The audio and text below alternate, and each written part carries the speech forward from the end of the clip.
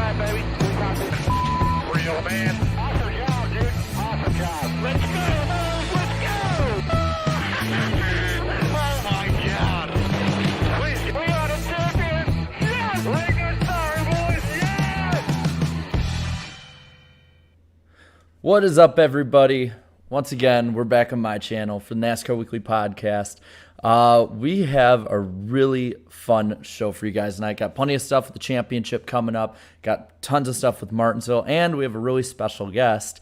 YouTuber EmpLemon is joining us. Huge NASCAR fan. Emp, how you doing tonight, man? Doing real good. You guys were fortunate to catch me on an upload day. Doesn't happen very often, so it's quite a coincidental turn of events. But yeah, I'm excited to come here. I'm finally surrounded with my people, the NASCAR community. There you It's go. been a long time coming.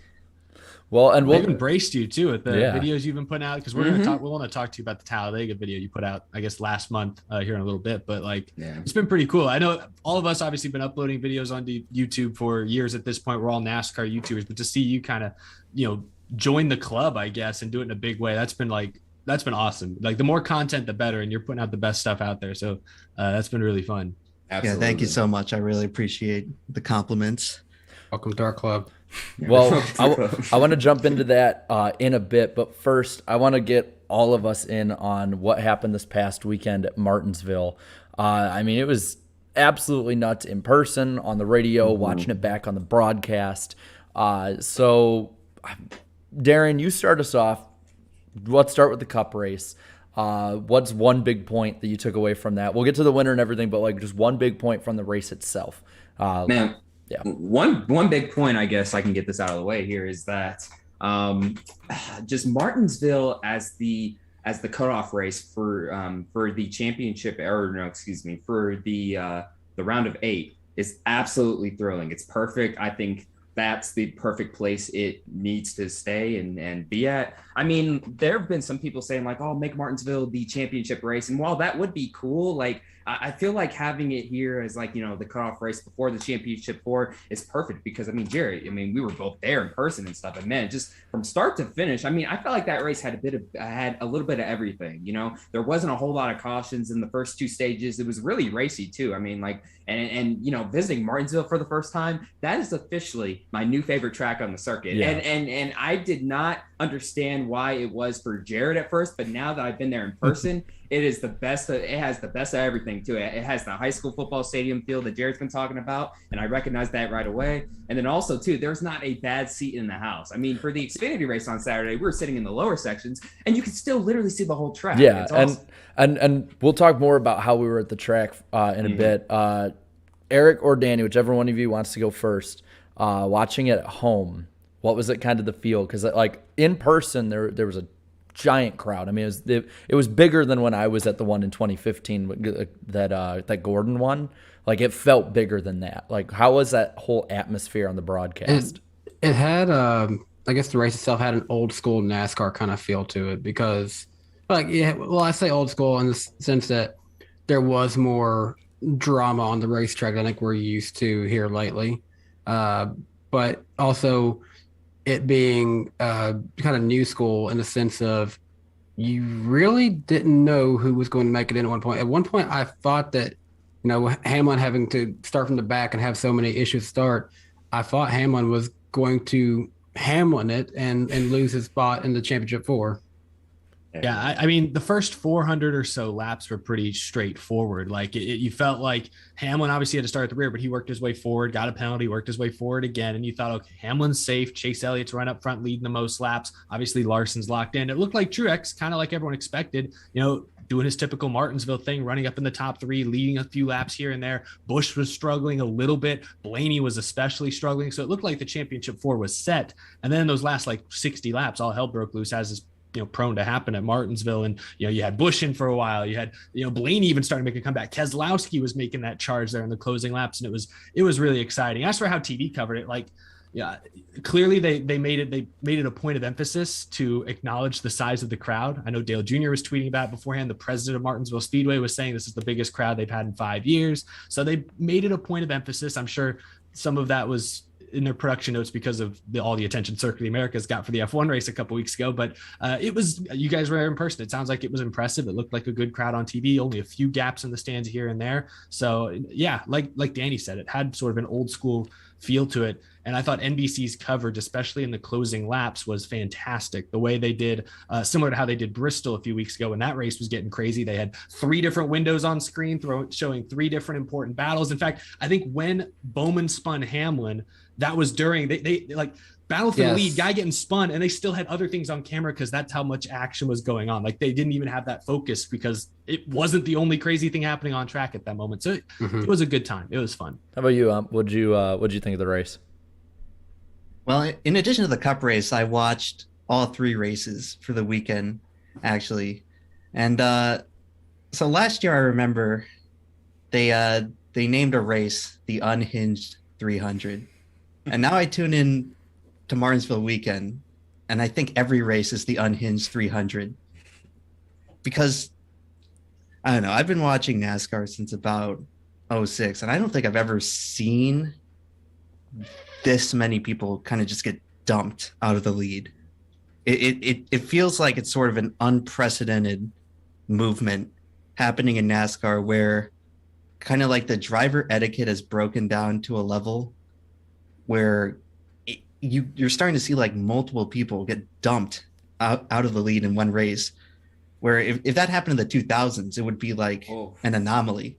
Mm-hmm. But with these playoff races, the sense of urgency has just been getting so extreme where it just feels like kind of no one is safe. It's almost starting to feel like where it's like a Daytona or Talladega, where the guy in the lead, if you're in that situation and the guy coming up in second place is fighting for that transfer spot, you get this increasing sense that the guy in the lead is going to be toast. And I'm very surprised that Kyle Busch did not at least move Bowman, or maybe he overdrove the last corner and couldn't actually get to him.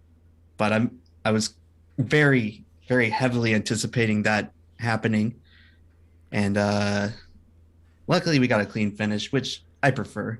It's preferable to see guys race cleanly for position because it's more of like a skillful battle. Like technically anyone could go out and just like dump anyone. Mm-hmm. But I remember just watching like Johnson and Jeff Gordon have great battles at Martinsville, and they did it cleanly, and it was always super compelling. So I want to kind of get your take too. I don't even know which for the Cup race at least, because we'll go through all of them, but like for the Cup race at least, what one to go over first. I have like a list here of the different fights or different things back and forth. I have Hamlin versus Bowman, Hamlin versus Chase Elliott, Hamlin versus Chase Elliott fans, KFB versus Keselowski, and then Quinn Half versus Josh Bilicki. That happened right in front of me and Jared. It was great. It was awesome. Let's start. No, they penalized Half 5 laps for that. Yep. Did you guys know? Okay, I wasn't sure if they made it to y'all in the stands. I was like, whoa, okay. I'll say this right now. We saw that, like we were both recording and stuff, and it was like the common theme of the night. We had that Dale Jr. quote. We were like, "Get your phone out, get your camera out." Yeah, like, we constantly kept saying that the whole time. And I think we both put our phones down because we're like, "Oh, okay, nothing's gonna happen." And then all of a sudden, that happens in front of us. So yeah, we all scream and everything, and then Darian and I end up having to sit back down because we're laughing too damn hard at the whole situation. That was a funny one. It was. I mean, I get, people being upset with it, but when you have 2 guys in the back like that who are going at each other like that with the safety, that safety truck was a lot closer. I heard a lot of people saying it wasn't close. Maybe it didn't look close on TV, but like in person right there, it looked right there. It looked pretty close on TV, honestly. Okay, so maybe people are exaggerating. The only thing I felt bad for Half was because like it looked like the safety truck came out from behind the wall after Half had already gone by. So like I'm not sure he could have seen the truck was there. Mm-hmm. So that was the only problem I had with the severe penalty. But I don't know. I guess safety first, obviously. Well, what was funny about that too is I was scrolling on Twitter like a few minutes after it happened, and apparently the NASCAR tower was like threatening to penalize Half even more because the crew, like I guess like they they, were, complaining about it and stuff like that. But my thing is, aren't they about to aren't they about to cease operations pretty soon? They have I nothing doubt to they lose. are, Who Yeah, cares? they have nothing to lose. Yeah, exactly. Additional Oh no, screen time. Quinn Huff is 5 more laps down. Hey, RIP to There's Starcom 38th Racing. instead of 39th. RIP to Starcom Racing. One final moment to go out on, right? Yeah. Thanks. Well, let's get to the little verses back and forth that actually had a little bit of stakes to it. Let's start with the one that you had talked about. You can kind of lead us off here a little more with it. Kyle Busch and Brad Keselowski at the end. Kyle Busch not going at Bowman, but I was surprised that coming out of 4, it looked like from my view, Keselowski kind of just door slammed Kyle Busch. Well, I guess in that case, he's probably thinking maybe on the small chance that the 48 gets disqualified or something and the win goes to second place, then he's got to try and get it. But yeah, looking at it live, it seemed pretty unnecessary. And Kyle Busch, even in the interview afterwards, he was like, man, what the hell was he doing? Or maybe not in the interview, but on the radio. I remember they played something over the broadcast where Kyle Busch was bemused at why the hell is Keselowski just slamming into me and spinning me out after the race is over? Yeah, he said a little bit more after the race too, which we'll probably get into later. We pretty much know where that went. Keselowski was hitting him. He was just trying to help him pass post-race inspection, trying to get that quarter panel back in line a little bit. That's. But also, I think they've been very upfront, hey, we don't like each other. So yeah, it really doesn't surprise me that Keselowski raced him that hard, to be honest with you. Kyle Busch and Brad Keselowski is it's at this point it's about over 10-year rivalry at this point. It started back in 2010. Yeah, keep it coming. And I'm gonna keep everybody waiting for the actual verses we want to talk about. Let's go to Hamlin v Chase fans here. Now, I tweeted about this, and I saw a lot of people had some strong feelings about this. They were nuts. I make jokes about Chase fans every now and then, and don't get me wrong, this is not about all of them. I know plenty of Chase fans who are chill people. I had to put that disclaimer out there, but but god dang, they're crazy, man. in our section, they literally were flipping off anybody who was near Chase. And then they after the race, we'll talk about it in a bit. Someone saw, a beer can hit Hamlin. No, they were throwing that stuff the whole damn race.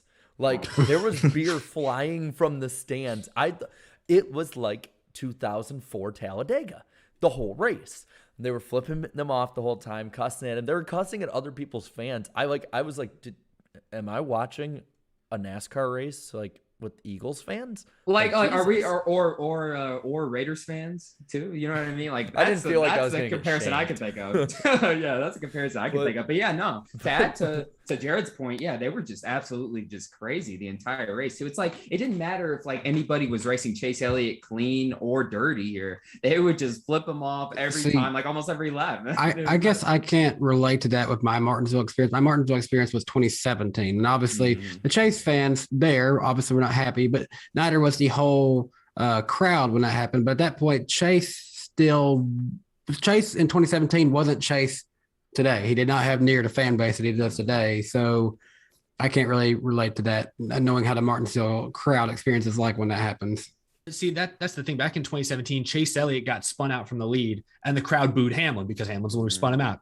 Fast forward to 2021, Bowman spins Hamlin out. Hamlin did nothing wrong all day long, gets spun out for the win, and he still gets booed. Something about Martinsville, Emp, you're saying about racing, and I fully agree that drivers, I feel are more aggressive these days. Some of it's the playoffs, some of it's just a mentality, but I think the fans almost are bought into it too. The fact that they're booing Hamlin in his home state for getting wrecked for the win. So and Hamlin said after the race, he said, what did he say about Chase Elliott fans? That they don't think straight or something like that. Yeah, they can't think straight. So I'm sure he's going to get booed. He's going to get way more booed. At the same time, cheers. I don't think Hamlin was thinking too straight himself after that race. So no. Hamlin was unhinged. He tried to replicate this final scene from Baby Driver. For a second, I thought he was going to go full cold trickle on Alex Bowman. And if he had done that, goodbye championship 4. Well, let's go right into that. I want Danny, you're the Bowman fan. You're the fan of the hack. I want you to lead us off with this one. So let's get before that. So let's go back to last week. And once again, I threw myself into a situation where I thought I was going into the win picks, and y'all put the pressure on me and told me to pick someone to suck. I was like, I don't know, Bowman's gonna suck, I guess. You pick Bowman to suck every single week. I picked him to Oh suck, no, though, no, too. not Every every other single week. week. Not Every every other single week. week. No, I picked him to suck too, by the way. But Damn. this is now the third time I've done it, and he's actually surprised me and won the race. But throughout the entirety of the race, he started up the first little bit, kind of in the top 15. He wasn't making too much ground, but then all of a sudden they made some adjustments, and he was just flying for the field. He was like 10th. Then it was all of a sudden he's always 5th.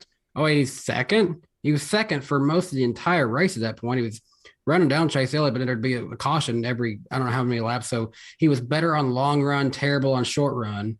And as the race progressed, he was definitely faster than Hamlin. You got to say he was faster than Hamlin. He was the faster car, but put in that kind of situation where you're running side by side like that, basically, I think what it comes down to is what I say Hamlin did in 2017 was more or less came right up on Chase Elliott's back bumper. Whereas Bowman, we were running side by side, he's trying to make the pass. Basically, Bowman got pushed to the point he went a little too hard, and that's what happened. Yeah, I mean, it was an accident. He immediately radioed like, I didn't mean to do that. He said like it was obviously an accident, but you could also see that he didn't feel bad about it. Hamlin's done it to people too, and I think that's what a lot of fans are reacting to. It's Martinsville. Guys overdrive it and spin each other out all the time, I guess, but still, it's his fault. Like he made the mistake. I think he understands that. Here's the argument we got to go back to now. Okay, yes, Bowman was eliminated from the playoffs in a round of 12, but you have a fast car. Wins don't come easy in NASCAR, and if you've got a chance to win, especially win the coveted Martinsville grandfather clock, are you going to stay out of the way just because you're not a playoff driver? No. I'm fine with him racing him. It was his fault. He wrecked Hamlin. I mean, it's an accident, but Hamlin had a right to be frustrated, even though it was an accident, because I think this also boils over because Hamlin even said it or he tweeted it later. He got dumped by Chase Briscoe at the Indy Road Course when he was going to win that race. So I just feel like he feels like he's been run over by young drivers a couple of times this year. I think it's getting to a boiling point. I don't think he's like, no one's really said anything if those two have talked this week. I think they should talk because I don't personally feel like Hamlin feels that way about Alex. I feel more like it was just, like you said, it was more of a culmination of a lot of things that have happened this year. And I think back to Richmond where Bowman beat him there. I think that probably come back into his mind where he said that I'd rather be where I'm at than be where Alex Bowman's at. I think all that just kind of boiled up and just got him pissed off. Yeah, like go ahead. Oh, sorry. No, you can go. I was going to make a joke, but the real question, Danny, is how many T-shirts did you pre-order? Okay, I pre-ordered one T-shirt, and then I've also pre-ordered the diecast because personally, that is a good-looking race win diecast. Did it get confetti on it at the end? It got confetti. Oh, baby, confetti. It got confetti. The rear left tire is like rubbed, like there's no Goodyear on it. The left right behind the front wheel, it's got like a big dent in the side of it. And like over on the right side of the front wheel, it's like broken metal in half right there. Like it's gonna be a good looking race win. And he's got some FedEx orange on that right front as well. Yeah, somewhere it is there. By the way, for anyone noticing me, for some reason, the YouTube side of it didn't get all the super chats loaded up. So I'm using my phone to take a picture of the ones I missed. That way I can get everybody. Nice. So go ahead. YouTube has been doing that a lot here lately for some reason. Yeah, so it's weird. You all go ahead. I'm awkwardly trying to make sure I keep up with all this. Yeah, but but basically to add to Danny's point stuff, like, yeah, Alex Bowman, I mean, like, it was still his fault, but it clearly wasn't on purpose here, I can also understand, Hamlin being completely frustrated too. I mean, although it didn't affect his championship chances here, it still cost him a win at his home track or one of his two home tracks here. And now Alex Bowman not only won Martinsville, but he's won Richmond too. So that probably adds to the frustration more. But the one thing I didn't agree on about about Denny Hamlin's rant here was, he was like, saying like how, oh, he was a hack and this and that. But the one part I didn't agree with was that, oh, I got here, the hard way. I didn't have money, blah, blah, blah, and stuff. Well, I'm like thinking like, yeah, I totally understand that. And while that's true, I mean, Bowman really didn't have any money here either. I mean, I remember the days when he was driving for Tommy Baldwin and some of the hardships he would have to go through driving for that team. It's true rags to riches story here, just like Hamlin. I want to say this too. So Slapshoes put out a video just ironically last Sunday, and it started off talking about a story where Alex's father basically took a sponsor and a ride away from a guy in favor of his son.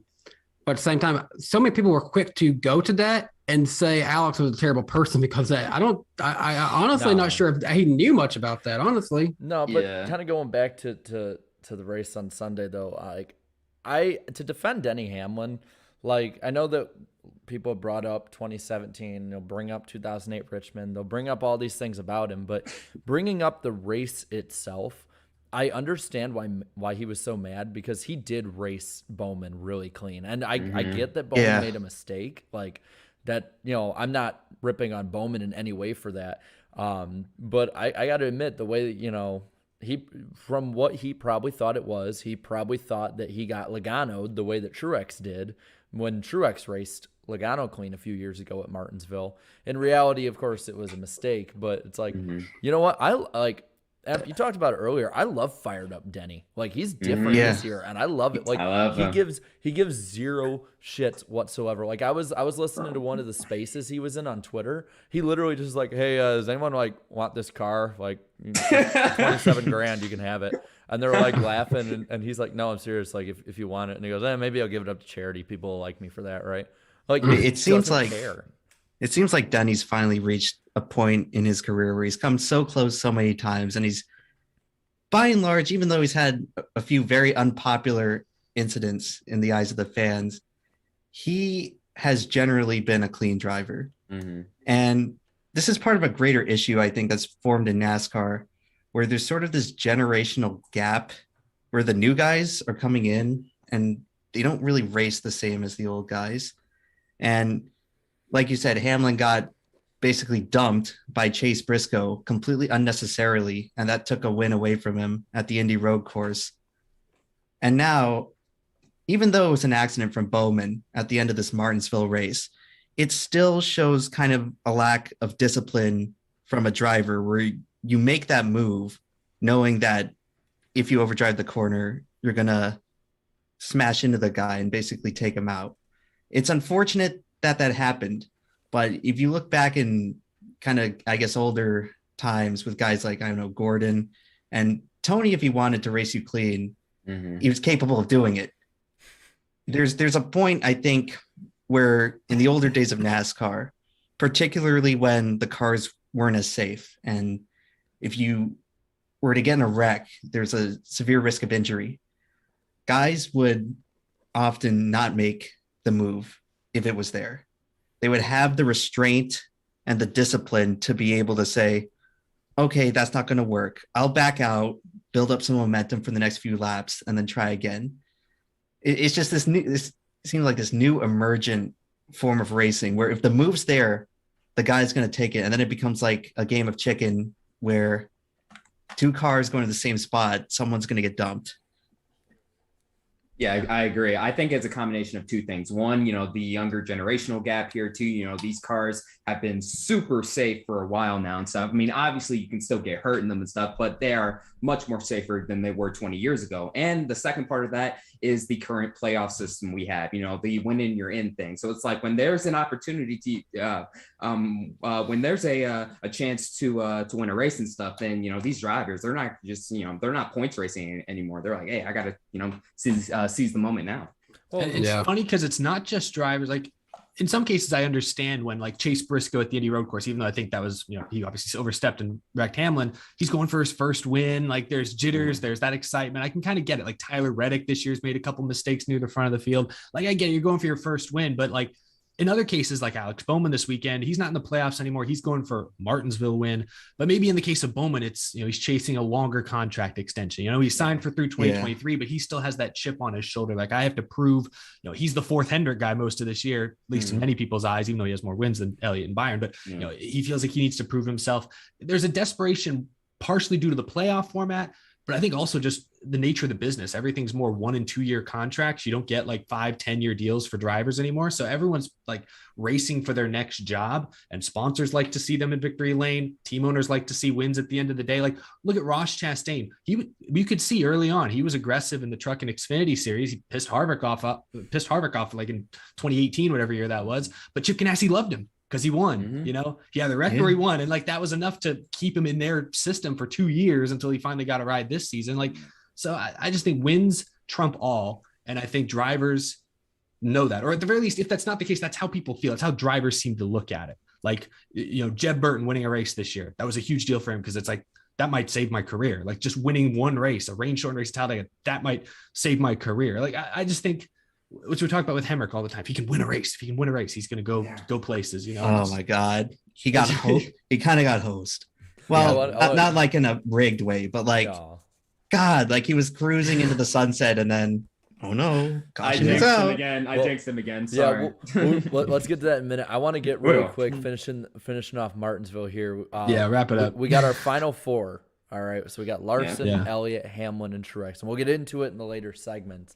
But I want to ask, like, basically, could we get a more like evenly set when you start looking actually in depth at like the stats, how they've done it at the 750 tracks like Phoenix, season overall? Could we get a more evenly matched Final Four? I think this is really, in my opinion, like, the most deserving Final Four up to this point in the playoff era, because looking at the stats too, these four drivers actually are first, second, third, and fourth in laps led. Exactly. So, I mean, in this whole system where it's like, you need to run up front, you need to win, yada, yada, yada. So it's perfect. I mean, and also, it's also old guard versus new guard here too. I mean, Truex does have his championship from 2017. Hamlin still doesn't, but they've been very respectable drivers in the sport for decades now. And then also, Kyle Larson, his first Final Four appearance. This is a dream come true for Kyle Larson fans. Always been talking for years.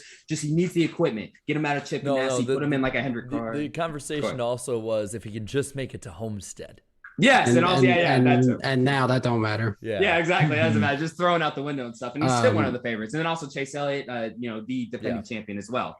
So we'll see. I went back and I rewatched my playoff prediction video, and I'm actually surprised I got the championship 4 correct. This is the exact championship 4 that I predicted months ago. You did. Wow. You did. Nice.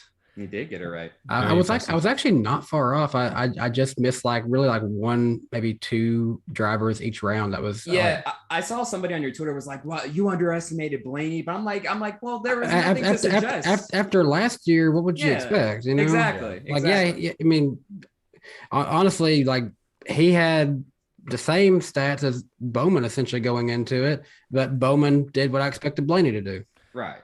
Well, real quick, let's get into last little bit here about the Cup race, and because we got this Xfinity race was wild, and the truck race was wow, to say the least. Touch on that.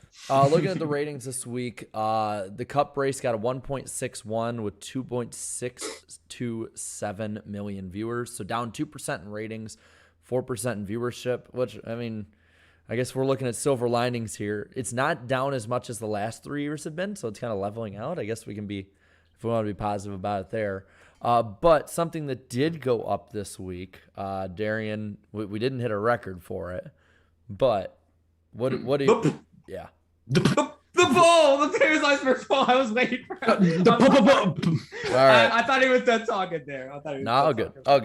So we had almost 16,000 votes this week, which is closing back in on that record. 66% of you said this was a great race. 23% of you said it was good. So net positivity 89%, which is around the top 15, top 20 since we started this. 7% of you said that this was an average race. 1% said below average. 2% said bad. So 3% net negative. And of course, Denny delivers is the top comment. Of course. Are we shocked? Fitting. He puts, it's an insane and intense race when NBC is broadcasting triple screens for the race win and points. So let's see. Thomas Franco, that's just short track racing. Alex Bowman, 2021. Like they crossed his name out. Yeah. They did. Let's see. OBG Gamer, he's a longtime viewer here. Denny, it's just short track racing. Also, Denny, he's effing terrible. He's a heck. No. Listen, I like I said, I'll defend Denny, but at the same time, it was pretty damn funny. I'm trying to find one that's not about Denny or the crowd booing Denny. That's gonna be hard. Are they booing Denny in the comment section as well? Yeah. Okay. Well, here's one that's not. They seriously are. Here's one that's not as much about that in general. From Toby Lou 8 says polling shows 10% of respondents are insane. The most recent iteration of the chase has made racing for position very important, and it shows at Martinsville.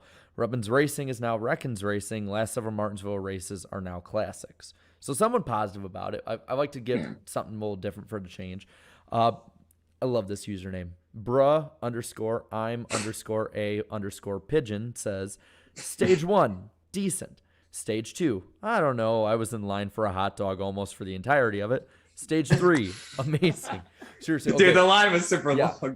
Hey, I brought this up before. These lines are absolutely insane. Yes. Darian and I were in line for 2 hours for a damn hot dog, and we got there early, and we missed We got there early, bro. We got there. Wait, Was it worth it? Yes. Wait, you said Yes. You said a hot dog. No, you have to buy them in No, batches when you okay. get there. No, Alright. I bought 16, but I bought Okay. 8. What the? Did you eat all? They're of them? that good. Yes, they're that good, bro. Oh my they're that God. they're good. still small.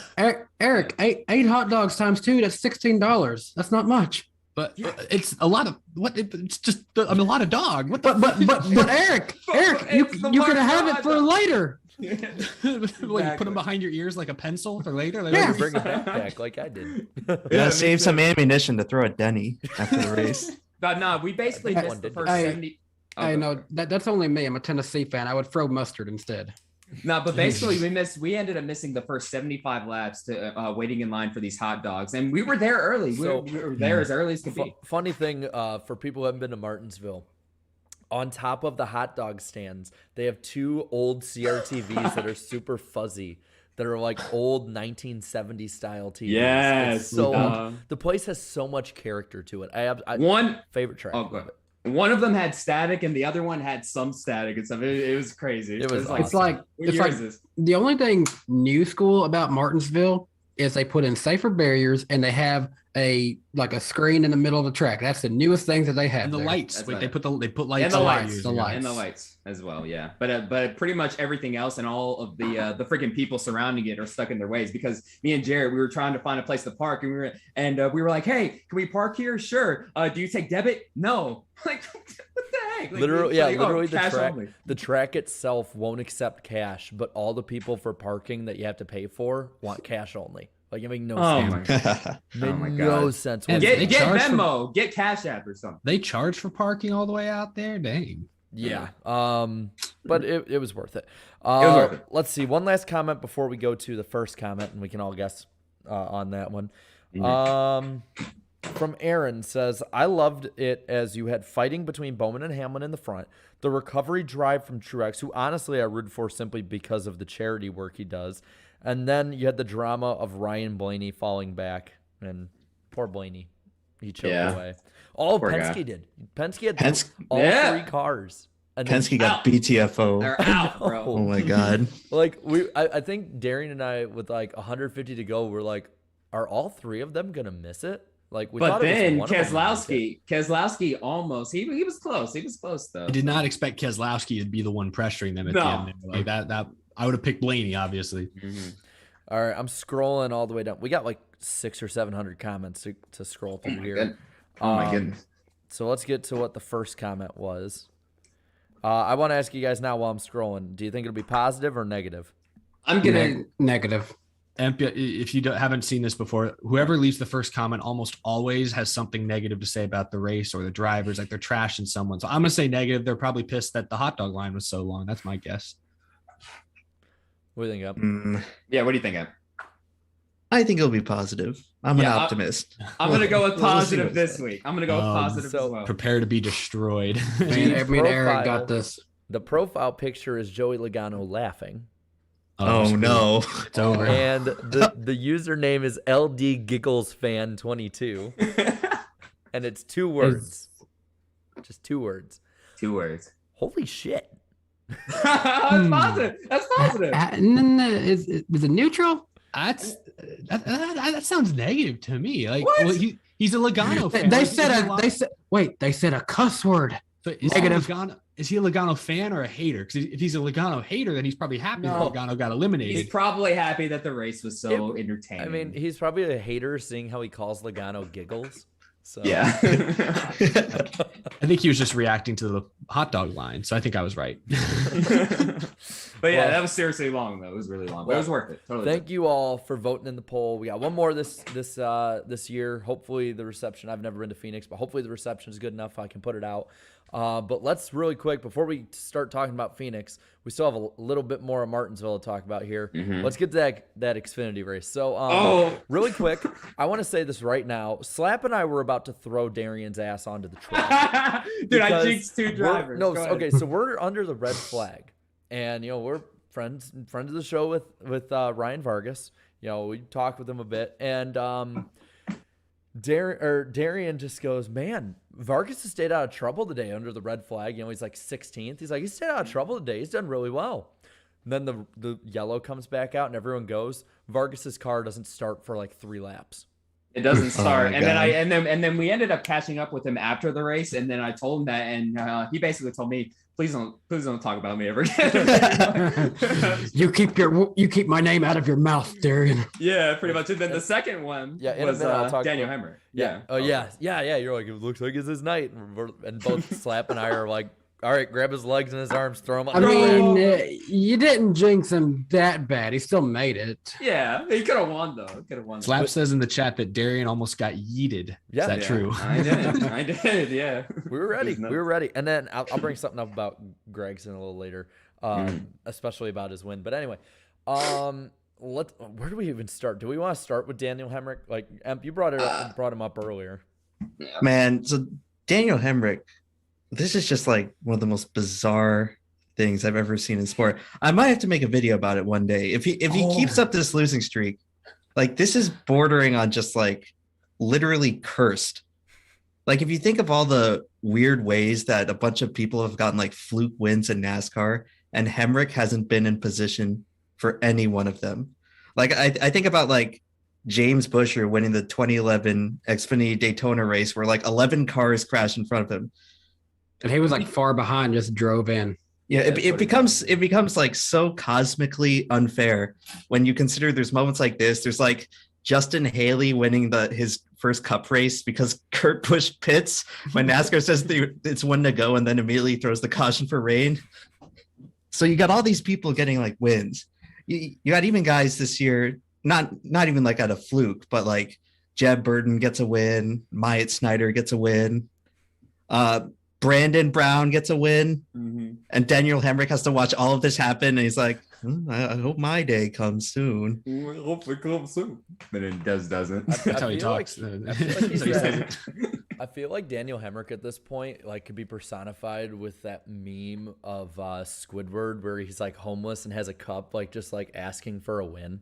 Like that's Daniel Hemric at this point. Asking Like, for a win. please, Like- I can't think- root for anyone else in the Xfinity series until this guy wins a race. It's like, So, did you I'm- by chance see the post race presser with him, Allmendinger, and Cindric by chance? Em? Yes, and Cindric was like, when are you going to win already? I did not see that, but So they made like one joke about it, just amongst themselves. But then like every single question went to Daniel about not winning, and they're like, okay, and then Cindric goes, okay, if somebody else asks one more question about him not winning, I might come down there. And like, So Daniel, you haven't won yet.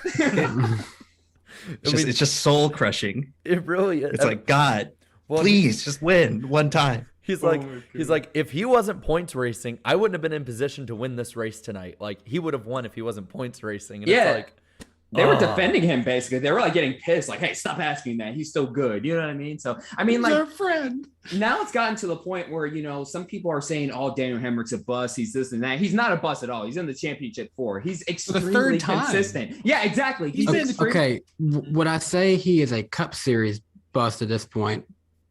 Maybe he hasn't had enough debatable. time. I mean, he had 1 year. I mean, like, he won Rookie of the Year. Yeah, that is. I guess By you default. could debate that. He's but not I mean, Reed Sorensen. yeah, exactly. At No. the end of the day, he is extremely consistent with whatever team he goes to. His problem is he just can't close the deal, and not just the Cup Series, the Xfinity, all 3 series. He just can't close the deal yet. And this week was hard to watch. I like Noah Gragson. I know we've had him on the show. He's fun to talk to at the very least, but Gragson just outplayed him, like on that final restart. Yeah, I know it he felt did. bad that Hemric was probably going to win unless that caution came out, obviously. But once the restart happened, Gragson went the clean route, which was shocking. All the drivers getting punted all weekend long. Gragson raced him straight up. Fair play to Gragson. That was an amazing move on the outside. Yeah, I was a surprise. I think we're all surprised. I think he surprised the world that he didn't, put the bumper to Hemric. NBC was setting up the narrative. They're playing all the vignettes with the pre-race interviewers. Like, I'll do anything to win. I'll put a bulldozer on the front of my car. Like, screw everyone else. You're going the fence. But then in his ultimate defining moment, he races clean. And that I definitely think a lot of people got a newfound respect for him after that. Yeah. Hey, if I can take a moment to talk about this, I'm wanting to say last year it was either Bristol or Martinsville, and I can't remember which track it was at this point. But one of those short tracks last year, he shotgunned a beer with someone after the race, and then after he won this one, does that on live TV. So funny thing about that, I'll talk about it now. So we caught up with Noah after the race, and he had a few. So maybe he's just sort of like was saying it in the moment. But I said I told him straight up, I'm like, hey Noah, like, so I'm gonna be at Phoenix and in the stands. If you win the championship, like, I'll go by the start finish line. Like, you want to shotgun a beer with me? He's like, yeah, let's do it, man. That'd You be should, have, nice. you should have asked him, what's your favorite beer? I'll have it ready for you. I think I said to him through the fence. I'm gonna get a long top of Bush because I think he likes that, even though I'm not crazy about Bush. Because like I've noticed he's drank a few of those before, and he had one that night. He looked a little sloshed though, so I don't know like if he remembers or not. Honestly, but I'll be down there. He looks sloshed 24/7, 365. I don't think I've ever had a conversation with him where I didn't feel like he was like go looking somewhere. His brain was somewhere else. Yeah. Well, it was funny because me, Darian, and Slap were down there. It was where we met up with Ryan. He said he watches all of us. So I was like, oh, thanks. Yeah, we're like, I hey, know. Yeah, we're like, good win. And he goes, oh, thanks. I know you Oh, guys. hey, he's like, hey, yeah, he just started doing that. I'm like, hey, what's up? I was like, oh shit. He gave me a certain NASCAR bus suggestion. I won't say who it is, but he gave me. I was laughing about it. Though. We'll talk about that one after the show. It is kind of funny to hear that, because you often think like, okay, yeah, we've had drivers on our show before, like, but I'm like at an SRX race at Nashville. We've had Haley Deegan on here. I don't expect her to know me when she sees me there randomly. Yeah. So, but he watches us. I appreciate it. I won't say what he said, but it was funny as hell. But kind of going back to the race itself really quick. I want to go back to, we talked about how good Noah Gragson had done and kind of bucking the narrative, but like Ty Gibbs and Sam Mayer just sort of continued theirs. Especially Ty. Let me say this though. Let me tell y'all something, man. I like Sam Mayer. I know we've been hard on him this year, and rightfully so. But you have to give him props. He was on his 2006 Dale Jr. Spring Martinsville type mode. Comes back, finishes inside the top 5. There is a talented driver in there somewhere. I'm telling you. Darian, you remember how we were like, "Hey, how did he get that damage?" Like, well, I went back and watched the replays. Ty Gibbs gave him that damage. He brake checked. He did, yeah. He was mad that he raced him. Pulled a Robbie Gordon on Michael Waltrip at the 06 New Hampshire race. That's right. That's right. No, man, it was like, so like for a while he was a couple laps down, and we just sort of like watched him sort of putter by. But then I think it was like with 15 or 16 to go, we're like, hold on a second. Sam's in the top 10. He's ahead of Josh Berry. He's ahead of these good drivers. And then all of a sudden, a few cautions goes by, like, whoa, he's in the top 5. Like, he might have a shot to win this thing, maybe, But yeah, P4. Good job, he bounced back. That was impressive. But Ty Gibbs, man, you go 1 week without doing something. Because then he got spun later on when Gragson and Cindric made contact. That was funny. And then what did he said over the radio? He was like going to hunt him down. He was like threatening to go wreck Gragson. I'm like, oh, don't do that. Don't. Oh my God. That last green run before the last caution, when Gragson was in the lead and pulling away, we could hear him like letting off early and letting Gragson catch him. Like he was dead ass gonna do a Matt Kenseth too. Oh, His crew was like, hey, don't do the this, first please. the first thing he said is, he goes, "Who has Matt Kenseth's number?" on the radio. And I'm like, what? Me and Darian and Slap were all like, we're in the perfect spot. We're right and here. And then the caution came out. That was the most disappointed I'd been for a caution in a long ass time. And y'all are out for blood. You're no better than them Chase Elliott fans. No, we were just sitting there like, how is this gonna happen? And like let's be real. If Ty Gibbs did do that to Noah Gragson, Noah would get out and like punch him till he did see Jesus. Like he probably would be so that would be like a 2012 Phoenix situation. Yes. The crews are completely emptying the bench. Luckily for Gragson, he doesn't have to worry because John Hunter Nemechek is racing the 54, not Ty Gibbs this weekend. Yeah, doesn't have to worry about that. But I want to also add too, the funniest part after the race was the freaking Chase Elliott fan that was like, "Boo!" to Gragson. Yeah, there was an Elliott fan right there, and he was pretty drunk, but literally the entire interview was like, "Boo! You suck! Gragson sucks!" And like we're just like, okay, dude, we're gonna shimmy on. This we were laughing, bro. We're laughing, but I'm like, I don't want to get into anything with him. Like, how you can be mad at the guy that drives a car that looks like your guy's car? There can only be one number 9. Yeah, only one, right? He's an imposter. Noah looking real sus out there. Well, but props to Noah Gragson. He's in the final championship 4. Awesome. Yeah, well, that actually was leading right where I was thinking about, like, thinking of that at 9. He's in the championship 4. AJ Allmendinger's in there. You got old Hemric in there, who might be a winless champion. Might expose the system. Austin Cindric also in there. So, guys, okay, we went. Hasn't won since June. I know that's crazy. Or no, I'm sorry, August. He won in did he win in August? Yeah, he won in August. Indy Road Course, right? Yeah, one. Yeah. Still, it's been like 3 months. What's crazy about this though is that on paper it looks like AJ and Cindric have been the best, but you don't see any of them saying that if anyone other than me and him win, it's flawed, like we seen from Denny in the Cup Series. Both of them seem like they're honestly in pretty high spirits. Like they were talking pretty comfortably with Daniel Hemric too. It's all about these day and age. It's all about just getting to the championship 4. I think like the same way college basketball teams will raise a banner whenever they make it to the Final 4, not necessarily win the national championship, just like, hey, 1988, we went to the Final 4. I think NASCAR is going to start doing the same thing. Like championship 4 appearances will be viewed like that. Like you'll get a ring or a banner or something for a championship 4. I think you should, because I think you that's get a participation trophy. There you go. hey, Front Row Motorsports, hang up. We made the playoffs. Yes, we did it. We did it. No, let's not get crazy. Let's not get carried away here. No. Man, we got the truck race, right? Martinsville bit. Yeah. Let's be real. I think like everyone is complaining about the Cup race being a wreck fest. I saw people talking about the Cup race and not liking it because there were too many wrecks and like, oh, it was just a whole wreck fest the whole time. I don't get that, because did you watch the truck race? Like, did you watch the end of the truck race? They could barely get a few laps in. 88 out of 200 laps were under caution.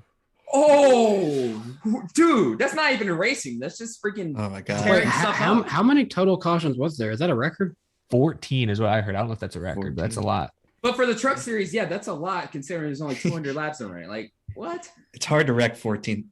That's just like 100 miles, right? It's a half mile. Yeah, like that's not even racing at that point. It's just tearing stuff up, man. Like, oh my goodness. And then that final lap too. Like we were watching that, and whoa. Oh my God. I had a feeling it was going to go down like that. 14 cautions for 89 laps. Oh, 89. I was close. 89. Out of 204. Oh my God. That's nuts. It seems like Law and Order has basically just disappeared in the truck series. Mm-hmm. I'm guessing it's because the average age in the series has become so low. And also too. Oh, go ahead. Sorry. It's just I've never seen it like this, where just so many people are getting just completely dumped. Maybe you see it like one time in like 5 races back in the day, but this is just like, man, it's like everyone around the whole track seems like they're just trying to claw for every single position and taking completely ridiculous risks. Well, I want to go point something out real quick. So the longest green flag run of the day, of those 115 laps that were green, 46 came in the opening run of the race. All right. I want you guys to take a guess. What was the longest, and if you know, don't say, but if you don't, take a guess. What was the longest green flag run after the first caution on lap 47? 25. I don't know. I'm going to say 13. I'll say 25. I'm going to say 30. Emp, you were damn close. 14. Oh Whoa. my God. 14 laps. That was the longest green flag run from lap 47 to lap 203 or 204. Yeah, That's like pretty pathetic. Martinsville laps. So that's like 7 minutes of green flag racing. It's the longest they could manage. Yeah, that's pretty pathetic. And then I'm also starting to notice, I mean, like some of these drivers have either accepted just the fact that, hey, you know, it's the truck series, we're just gonna wreck, like Sheldon Creed's post-race interview was like, he was just like, yeah, you know, we didn't make it. It's just, you know, the product and stuff. But freaking poor Haley Deegan though, and then like her recent blog and stuff looked like she was on the freaking verge of tears. Basically, I'm like, whoa, this is crazy. What Like, was it? I Like, don't know, I guess it's taking her toe. Slap was like Parker Kligerman went through and just hit every woman in the field. Yes, Jen Jo dude. Cobb. Oh He my took God. out. He dumped Jennifer Jo Cobb and then ran into Haley Deegan. I was wondering what the heck Slap was talking about, because in the chat he said Parker Kligerman had no time for women that race, and then he just goes beans. No, he said he went on a full-on misogyny tour. He He did. just knocked basically. every woman into the wall in the race. And Johnny Sauter. And Added for good measure. Still finished P4 though. Good job, Parker. Man, can we just take a moment to acknowledge how far from grace Johnny Sauter has gone since coming back to four sport?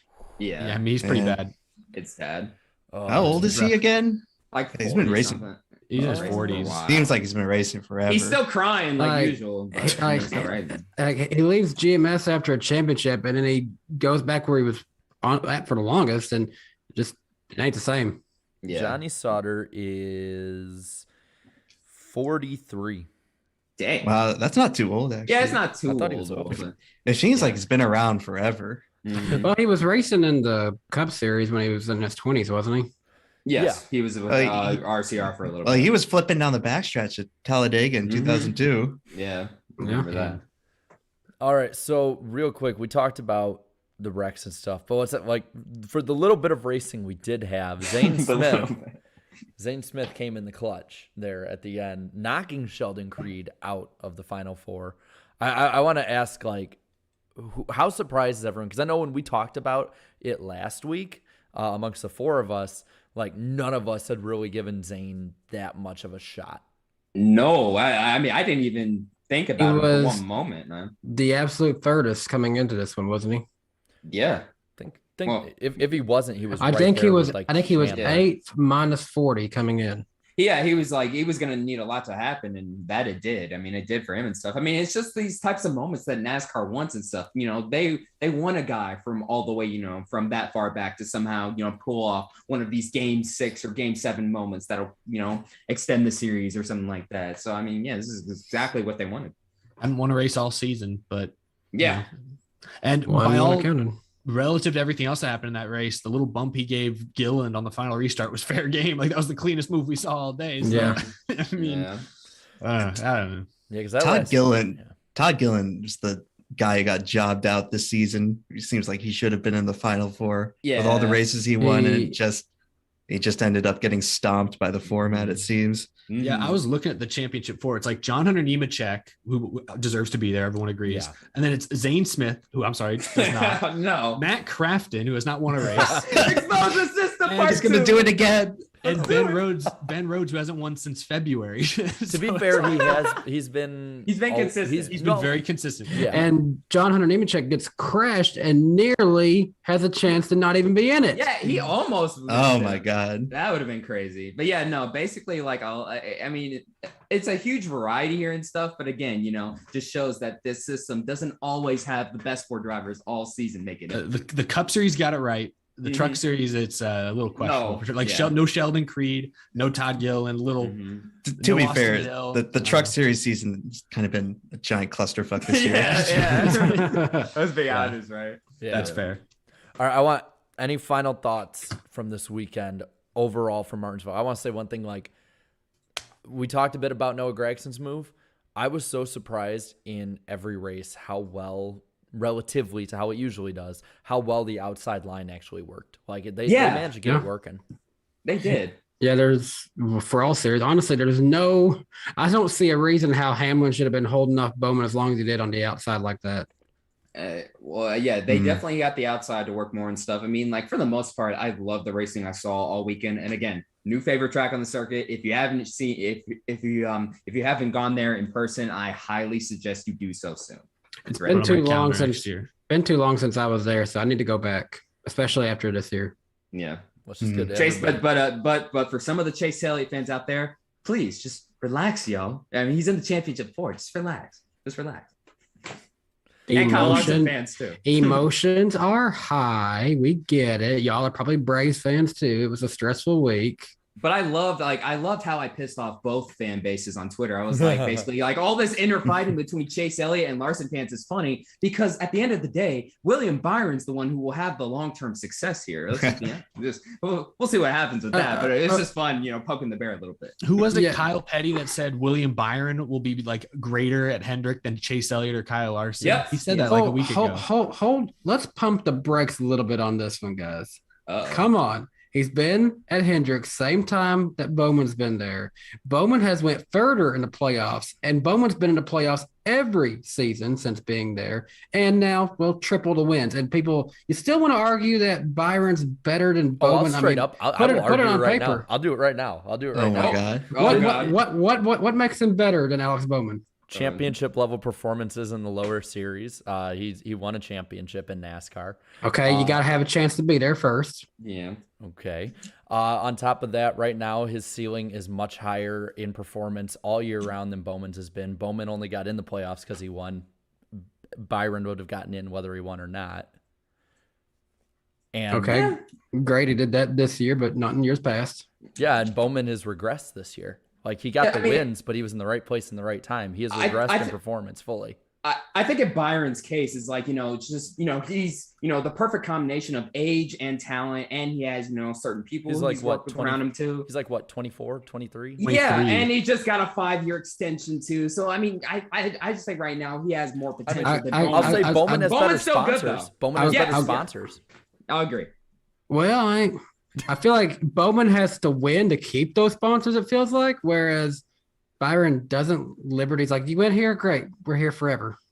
Yeah, well, unfortunately, Liberty's still on that card. But that's a whole nother thing. So hopefully they'll be out. We'll monitor that one over the offseason. Yeah. But yeah, it was awesome. That awesome was weekend. fun. All right. Before we let you go here, man, you made a kick-ass Talladega video. I want you to kind of like talk a bit about that, man, because you really like just dove into NASCAR this year on your channel hardcore, and we're loving it. And it's awesome. I just like how long have you been like wanting to make them, or like what's like the thought process behind each one? Like I'm really curious here on this. Well, I guess I've been a NASCAR fan for a while.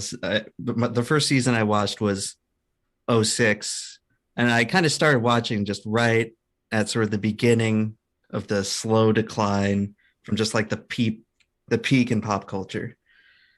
And I remember the first year I was watching, like a bunch of people I knew watched NASCAR, but then gradually after like 10 years or so, it seems like I was the only one I knew who was still watching. And it was kind of, I don't know, alienating. It's not one of like the main sports in America. Like you can't go into like just some bar mostly and talk about it and have people just instantly know what you're talking about, like the NBA or the NFL. Yeah. And I think culturally it gets seen as sort of less respectable than it actually is. I think stuff like Talladega Nights, which I really like Talladega Nights as a movie, but it created that perception among people who don't watch NASCAR that it's like not meant to be taken seriously for some reason, or like it's sort of I don't know, like a carnival, carny, demolition derby type thing. Like Or- it's or- not a serious sport, basically. Where like the guys in it are just like, I don't know, you're driving around just for fun. But no, there's like huge drama to be found in NASCAR, but I'd say partially due to its sort of portrayal by kind of mainstream outlets, it doesn't really get sort of the respect it deserves. Where the fact of the matter is that for the vast majority of its history, it's about as dangerous as any other sport. Like it's deadly. Guys would lose their lives every couple years or so. It'd be a big tragedy. And that's something that is kind of it just feels kind of dishonest to undermine it. And nowadays we've been kind of removed from that because of the safety of the cars. But geez, last year after everyone thought Newman died in that crash at Daytona, everyone was briefly talking about NASCAR. So there's like this there's this elegant kind of seriousness embedded in the sport that's, at least in recent years, has otherwise kind of been painted with a bit of, I don't know, sort of a goofy presentation. Yeah, I agree. And basically kind of what I wanted to do with the NASCAR videos is kind of show sort of the meat behind what you see on the surface, where there's just really great stories that come out of NASCAR, where even in like the beginning of the sport, it's very American. It's very in line with sort of kind of the American dream, the American ideals, where you had all these guys that are basically coming out of poverty and just using their own skill to work their way up and reach the highest level of their sport and become multimillionaires and become national celebrities. And that's very compelling. And it's unfortunately, I think, something that's been lost in recent times, where I think a lot of drivers for up and coming teams, sponsorship, as it's sort of dried out after the 2000s, buy ride drivers kind of become a lot more important. And guys like, I guess like the late John West Townley probably should not have been given the level of rides he was, unfortunately, but plenty of guys like that where they get there because they bring sponsorship. And unfortunately, that grit of NASCAR, I think, recently has been lost. But it's fun to go back historically and kind of look at just some of these people who they should be viewed as like the greats of any sport, you know? And there's like a lot of sort of reverence that I feel like people used to have for NASCAR that it's not really around anymore. And I think with a lot of these videos, I'm trying to sort of, I guess, remind people that this is a very compelling sport if you at least recognize the history and kind of just recognize the fact that these guys are just strapped in a vehicle going around a track at 180 miles an hour, and how actually like insanely talented you have to be to succeed at a high level doing that. It is kind of funny to hear you talking about that, the differences of where drivers have come from in years past. And now I think we are entering into a era where it's pretty clear you had to have come from a probably already successful family, whether that's your dad was a good investor, it's saved up to be able to afford to put you through that, or in the case of, well, we're seeing it now. We've seen, obviously Dale Earnhardt Jr. had a long career, son of a famous NASCAR driver. I guess you could say Kyle Petty did the same thing, but now Chase Elliott is in that shoe. We're going to probably see in the next few years a good generation with a lot more people like Chase Elliott. There's a good chance, me and my wife were talking about this the other night, there is a good chance about 10 to 15 years from now, somewhere in there, we'll probably see a NASCAR Cup Series rookie class featuring both Keelan Harvick and Leo Gordon one day. That wouldn't surprise me.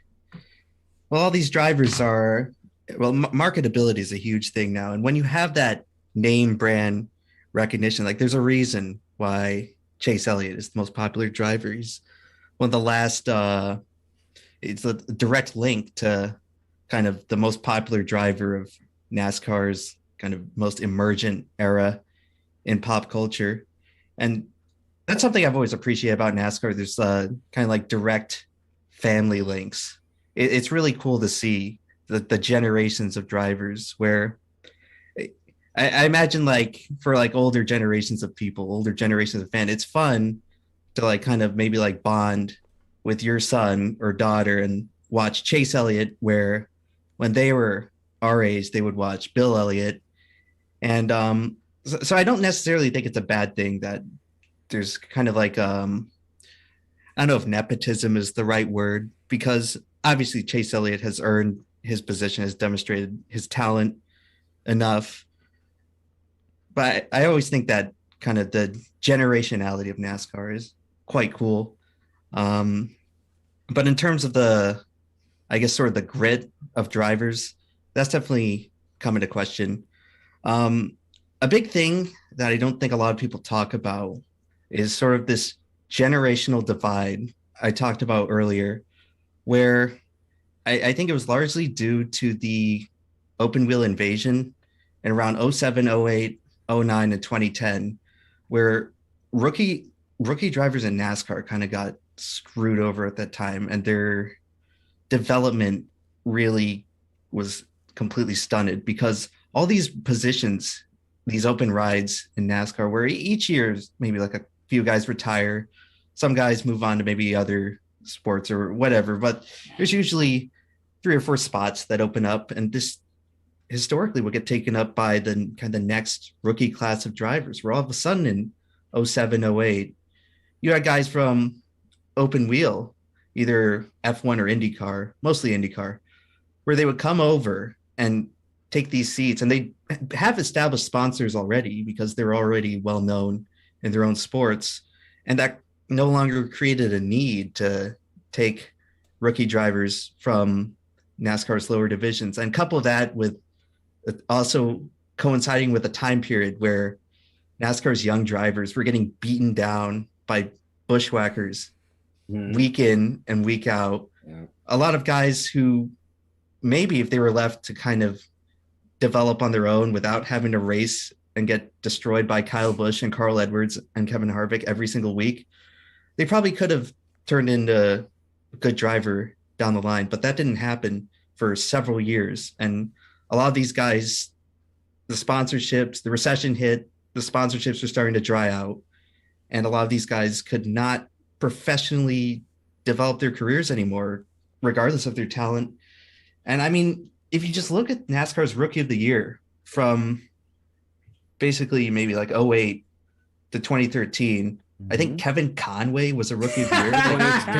2010. He was the only rookie, I think. The extends guy, yes. That was quite the like how the hell did that even happen? I mean, I guess I think like Stephen Light won one of the Rookie of the Years. 2012, yep. Sam Hornish Jr. won a Rookie of the Year, didn't he?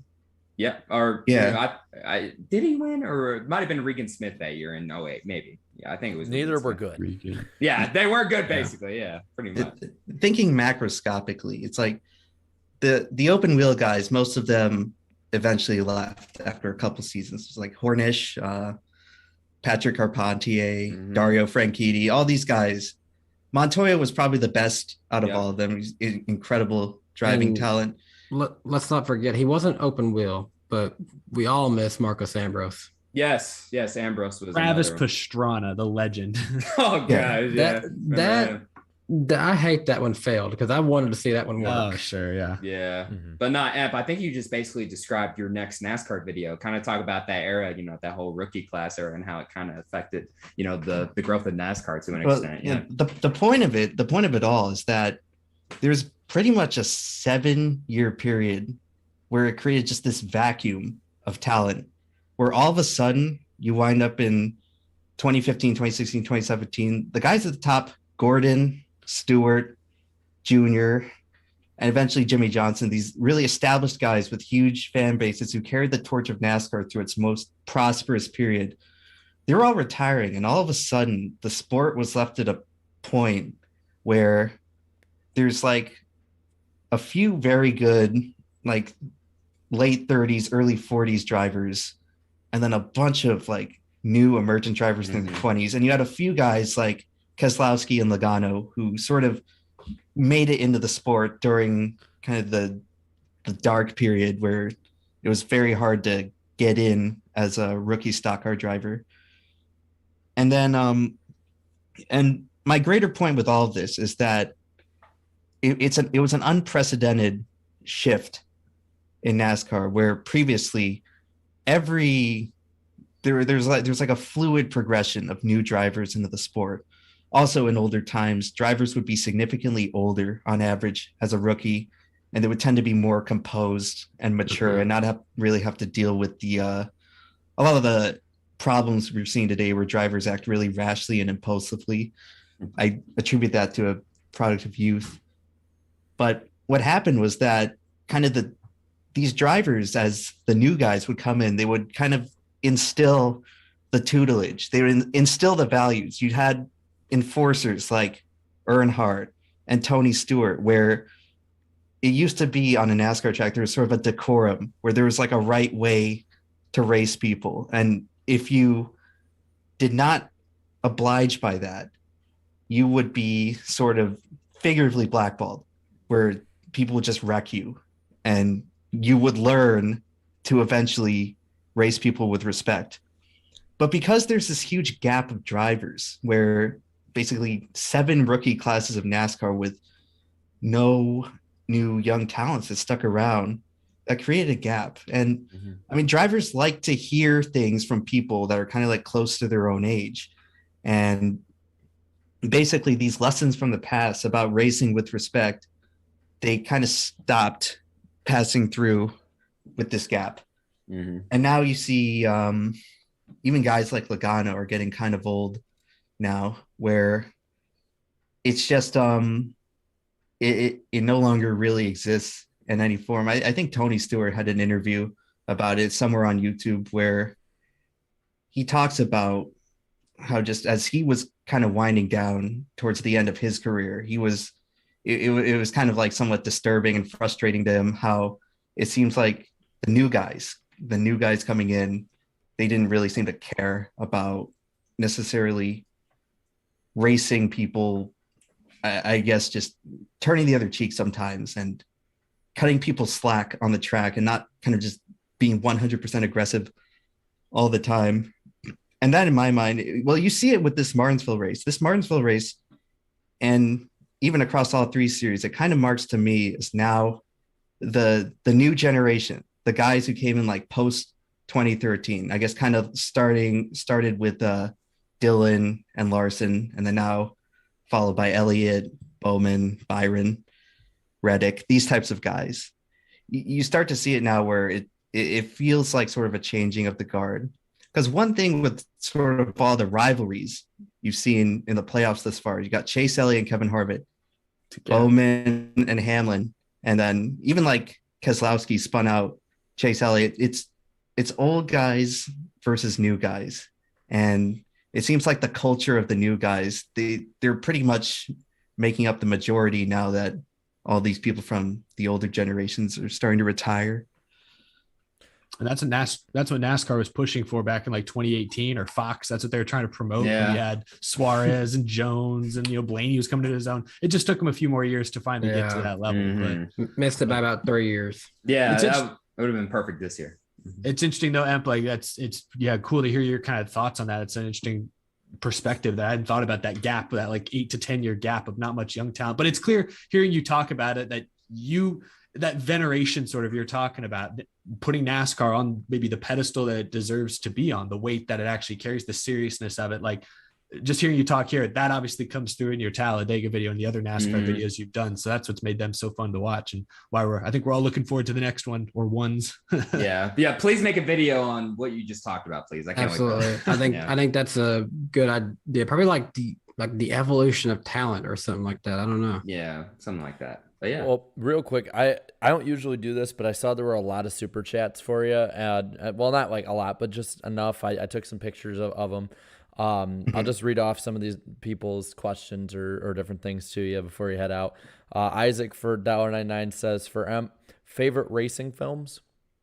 Obviously not Talladega Nights with race film. reference. No, I like Talladega Nights quite a bit. I think it's a very funny film, and as much as it kind of messed up the image of NASCAR for, I guess, a bunch of outsiders, I do think that it comes through that the creators of the film had respect for NASCAR. It's not just a giant mockery. Like, clearly a lot of the stuff in the movie, you have to be a racing fan to kind of come up with it. I mean, I like Cars. It came out the same year. It's probably the most overhated Pixar film, but Absolutely. Or is that just Cars 2? Cars 2 is that one might deserve it. That one might deserve it a little bit. I actually recently saw Cars 3 and I liked it quite a bit. Mostly because I watched it in 2020, and that was the kind of the same year that my favorite driver, Jimmy Johnson, retired. And basically it was a very nice moment at the end of last year's championship race where it was kind of, he passed the torch to Chase Elliott in that regard. And that was very nice to watch. I mean, Jimmy had a very rough last few years in the sport, and it was tough to watch at points how someone so great could just fade back to mediocrity so quickly. I think all of us can say that. Me, Jarrett, Darian, it was hard to watch Dale Jr. in the last few years. Eric, we know it was hard to watch Matt Kenseth keep coming back for more. Abuse. He just couldn't get away from it. And then NASCAR was against him, suspended for 2 races. They need to repay him for those races he missed. Well, that's what Cars 3 is about anyway. So I guess I just like the parallel to reality. Hot Piss just gave $1.99 and said Cars 3 is the real Cars 2. Exactly. Well, GN he gave 5. He gave you 2 questions. One you can sort of go over if you want to. I don't blame you if you don't. How much of a gut punch was the 2017 AFC Championship game? Oh, dude. Okay, so Miles Jack was not down on that play when he turned the ball. And also there was put a fight and also there was pass interference on the last play that freaking CBS never showed because I guess Tom Nance wants to just give Tom Brady a blowjob. Tom Brady, or Jim Nance or whatever. Dude, at least your team gave a fight that day. Like, I'm a Vikings fan. Later that night, we got ass blasted 38-7 on like prime time. Like, dude, that was a crushing defeat. That like destroyed my. I mean, Blake Bortles in the Super Bowl would probably just never. That would have been crazy. We came very close, and I don't know. It'll probably be 20 years before the Jaguars make the playoffs again. But so it's just like our one chance, you know. Like, it's not going to happen for a while. This is the Jags. It's like the fact that they even got here is astronomically unlikely. But oh my God, they're so fucking close to winning. But that's the story of our whole division, man. The AFC South in general, except for those years where Peyton was with the Colts. It's just been hard for everyone. Well, the second part real quick of that question was, what's the first NASCAR race you ever watched and the best NASCAR race you've ever watched? All right, so the first race I watched was the 2006 Daytona 500, which I think historically is the most watched NASCAR race in history. Oh, yeah, maybe. Yep. And I actually got it because I used to go over to my friend's house, and I think he had NASCAR Thunder 2003. And we'd always just like screw around and go the wrong way and try to cause the biggest crashes. And then I figured, hey, this is on TV and I could just watch it in real life. And then I watched the 06 Daytona 500, and then I watched Jimmy Johnson win, and he became my favorite driver. So I'm not a bandwagon fan, by the way. I came in just at the perfect time. Perfect. Wow. Yep. That is Jimmy Johnson dynasty. Damn. And the best race, man, it's got to be the 09 Talladega spring race. Oh, yeah. I remember that one. Yeah, that was a good one. You'll see it at the end of the Talladega video, but that was the moment for me where I think I was just kind of made a NASCAR fan forever, because in like no other sport, it feels like, can you see something that unbelievable? It's unbelievable. I mean, this guy Brad Keselowski, who pretty much no one had ever heard of, just comes through the field, and then the meta game of the race, the strategy is just shifting in real time, where all of a sudden they break out in tandem drafting for the first time ever in a competitive sense. And it's just like, it's like incredibly cinematic, but it's happening in just real time. It's just like in a real competition. And I don't know. There's just something ethereal about that race where you watch it back in real life, and it's just like, how did this even like happen in real life? I don't know. And driving for James Finch of all people. Yeah, James Finch. It's only cup win.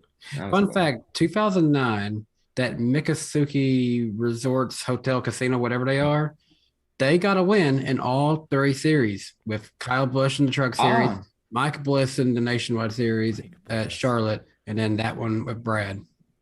It took McDonald's like 25 years to find another race. Damn. Well, and then last super chat. Well, there was 2, but there's basically the same thing. GN left $2. He said Matt Benedetto is on a downward spiral. Yeah, he's on something. I'd have to slide that one in there.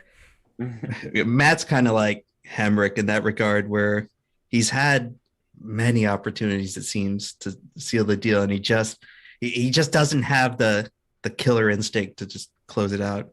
I don't know. I feel bad for him, but at the same time, I actually went to the Talladega spring race this year. That's where the live action footage from the Talladega video comes from.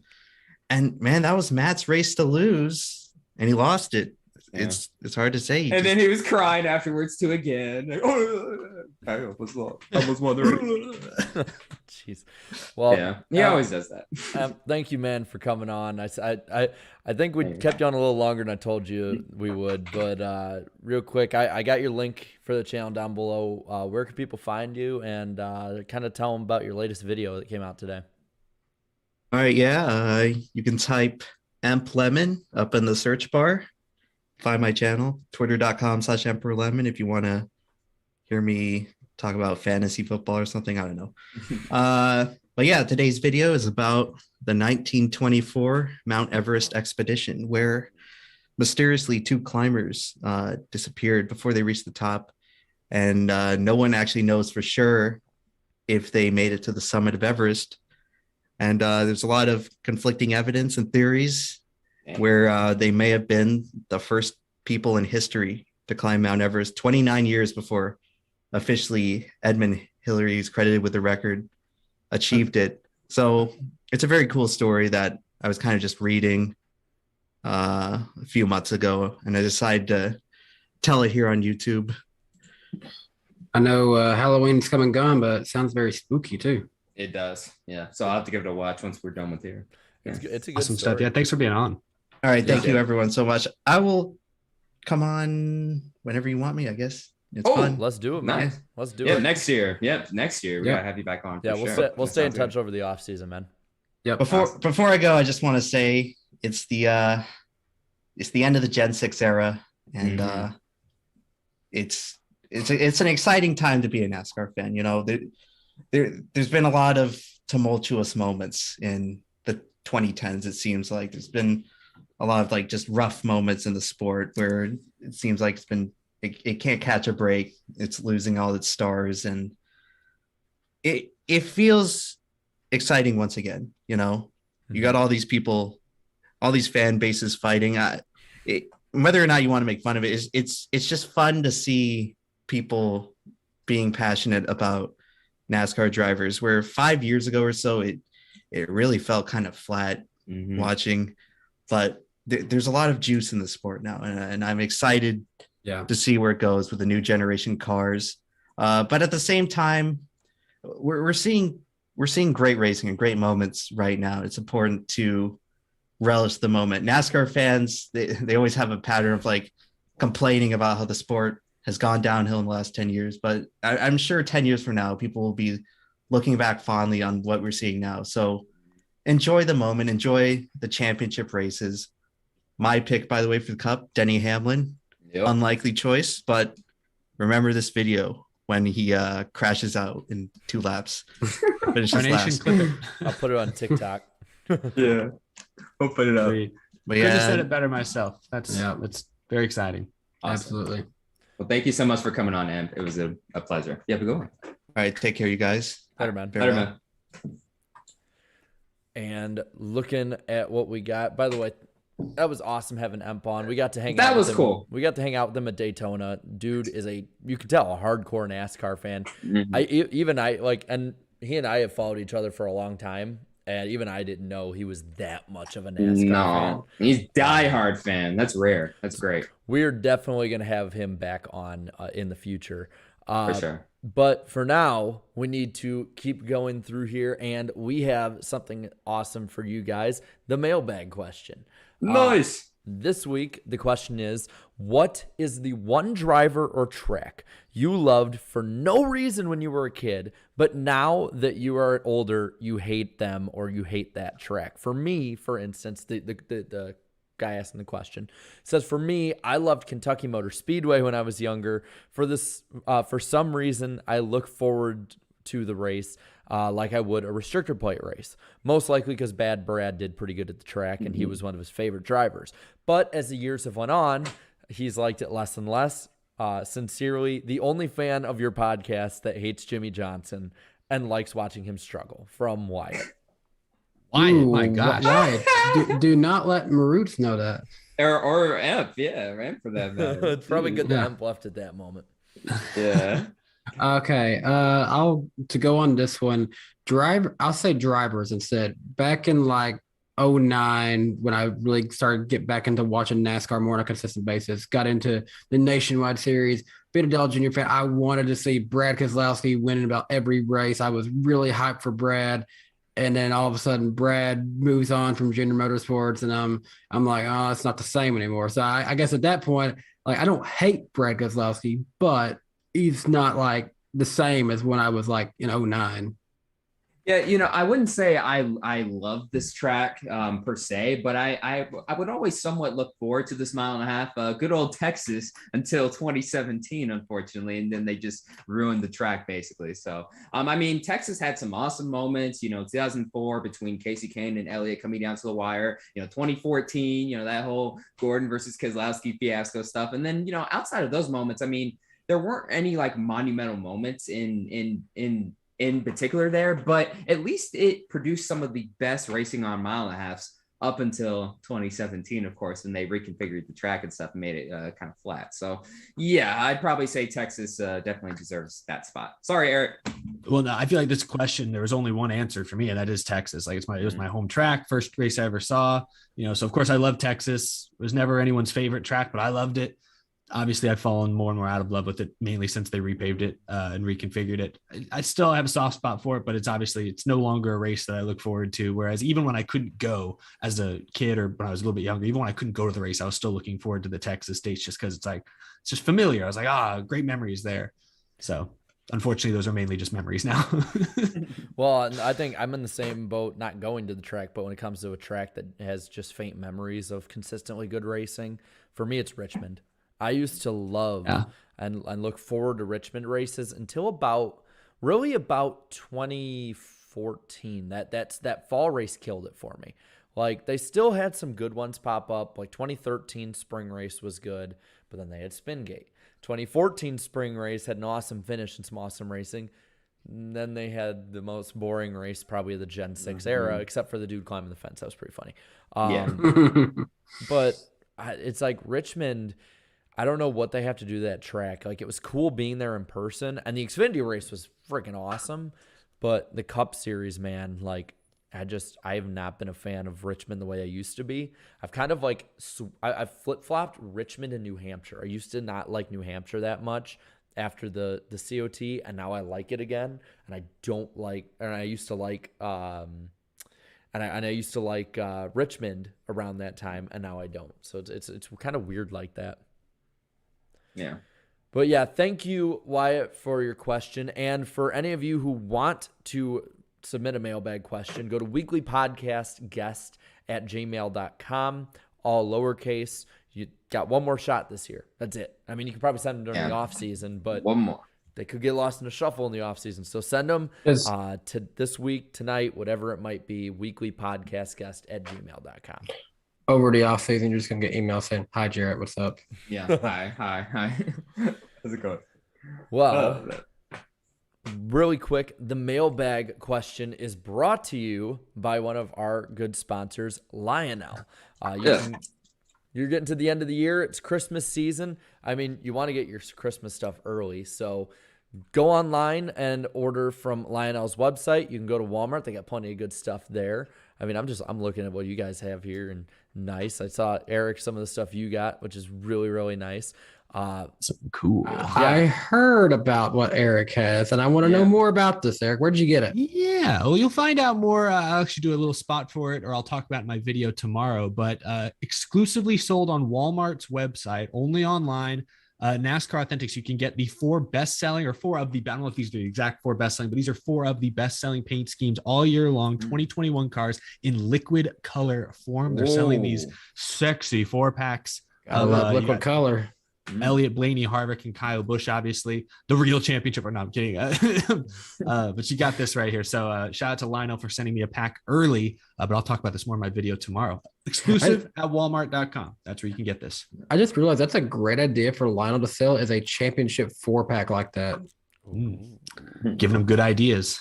That's cool. I'll just get mine out of the way really quick because it's obviously not a NASCAR. It's one of my little cousins' little toy cars. Again, I moved out here a week ago and stuff. So pretty much I don't have any of my diecast at the moment. But look, Eric, it has Matt Kenseth's fun on there. And what's interesting about this one is that this was apparently made in 1997. So they had the Matt Kenseth font ready to go before Matt Kenseth was ever a thing around racing. So that's you can say it's a light model. So Matt Kenseth light model. There you go. So Matt Kenseth late model. There you go. So yeah. I have got the hack.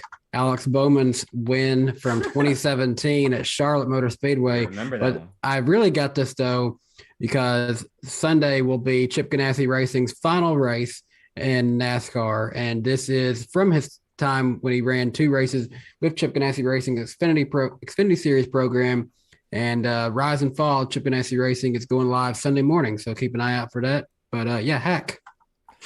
I have Kyle Busch's 2008 M&M's 164. I picked this up at Indianapolis in one of the tent vendor tents, and you know what? I didn't appreciate it at the time, but I've just got one thing to ask, like, why'd they have, like, I don't know if it's not going to focus, but why'd they have like that steel pattern on the bottom of an M&M scheme? I never understood that. They had it on every car actually, and I loved it, and I don't know why they went away from it. Yeah, I actually like. I'm not saying I hate it or anything. Yeah. I just never got why. Like it is fit. Very bizarre. It's like, was it a Kyle thing because it was on that car, the Combos car, the Snickers car? But yeah, so that. Thank you again to Lionel for sponsoring the show, though, and giving us a chance to show off our cool ass diecasts.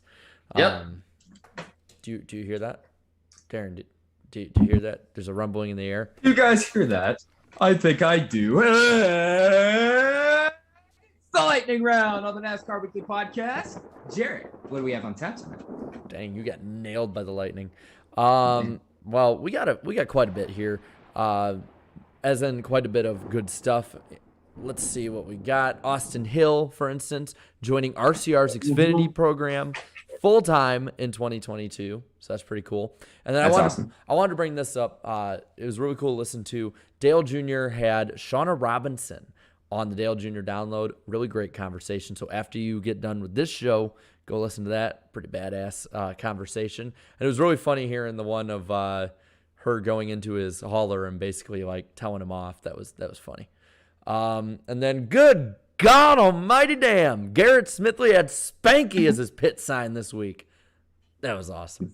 That was cool. That was so cool to see. Anyone who's wanting to go to Gateway, just letting you know now, they just released the ticket prices. The cheapest you can get, at least from what it says right now, is $108 to $208. So just letting you know, factor that in. I think they go live like December 7th or something, or around there. And then like Xfinity and Trucks is like December 15th. Andy Lally will be joining Alpha Prime Racing for some 2022 races, according to Toby Christie. We'll talk about this in a little bit, but just letting everybody know, NBC Sports Network is going dark at the end of the year. All of the NBC Sports partners, they're all going to the USA, including NASCAR.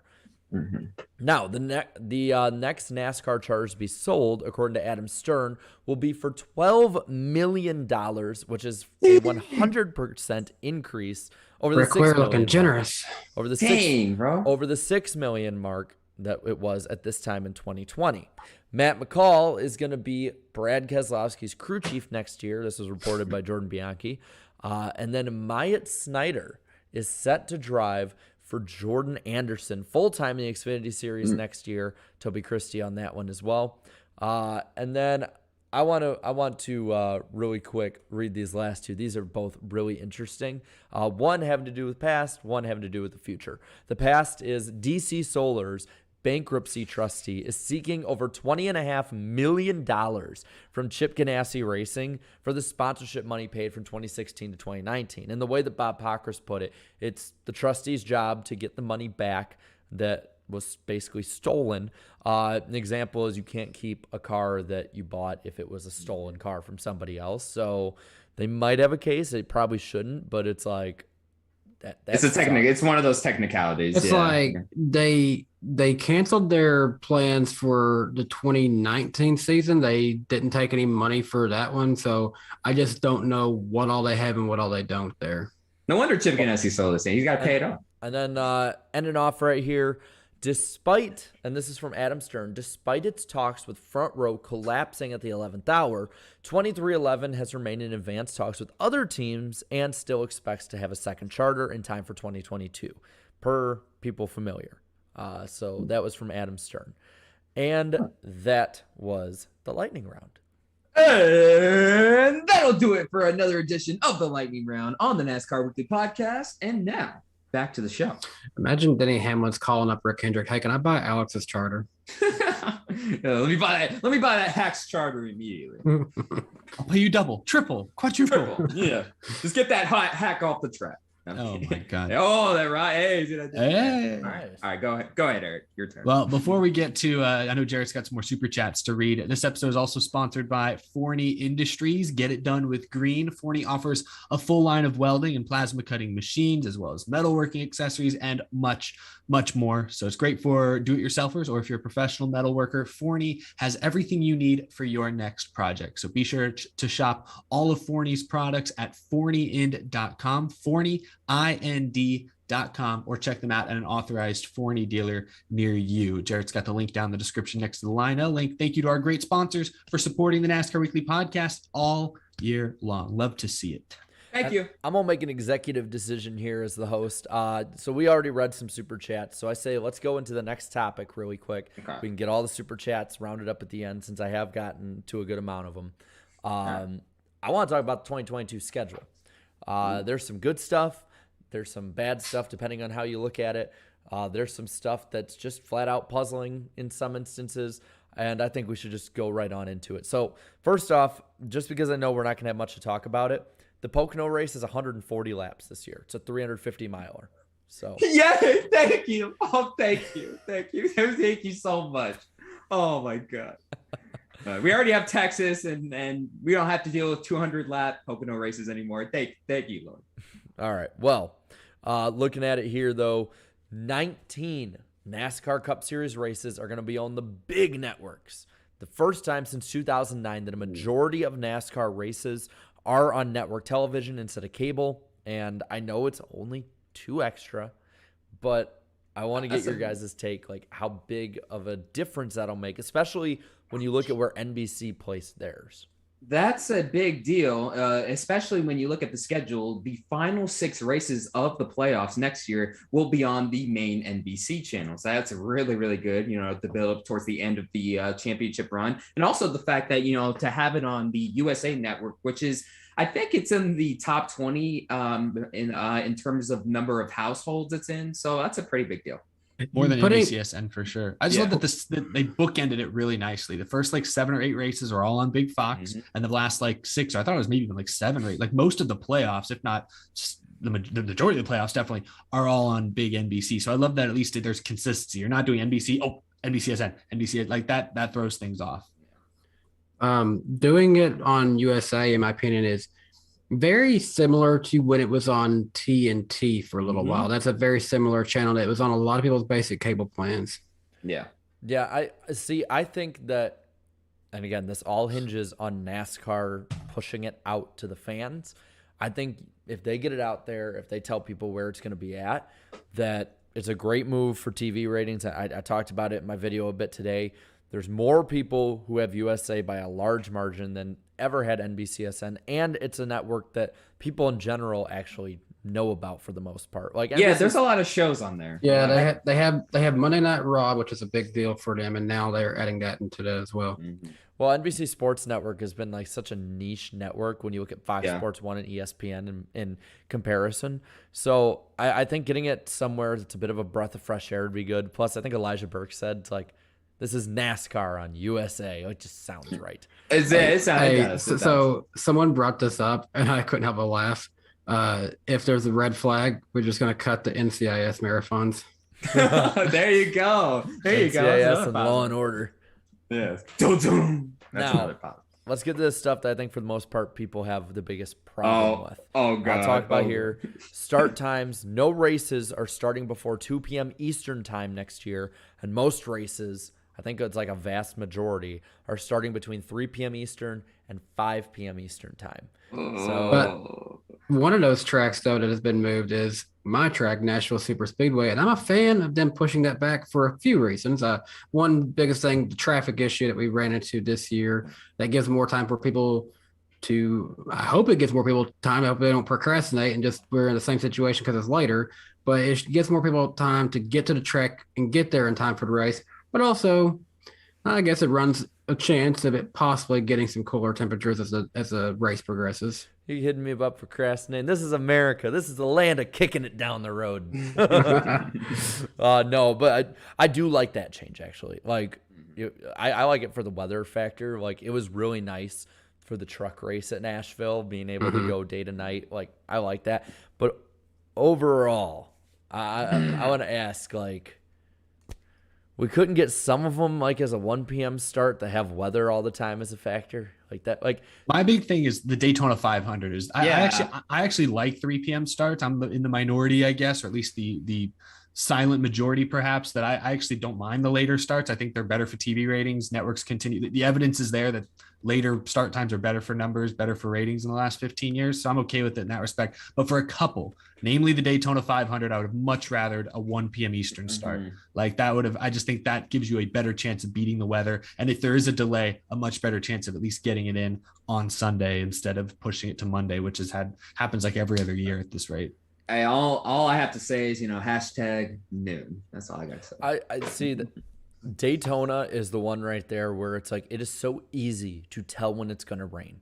Like every time I have been to Daytona, literally I couldn't get, like, I was supposed to meet Eric and Darian in the infield this year, and I couldn't because it rained when I got there around 3:30, 4 o'clock. Like, That's right. It's like clockwork. It's going to rain at those times. So you just got to do your best to avoid it. Either you do that, or you schedule it later in the day the way they did in 2008 and just have the entire thing basically be a night race. But, I mean, I'm not, like, it's not make or break for me, but I do think that there should be a lot more of them.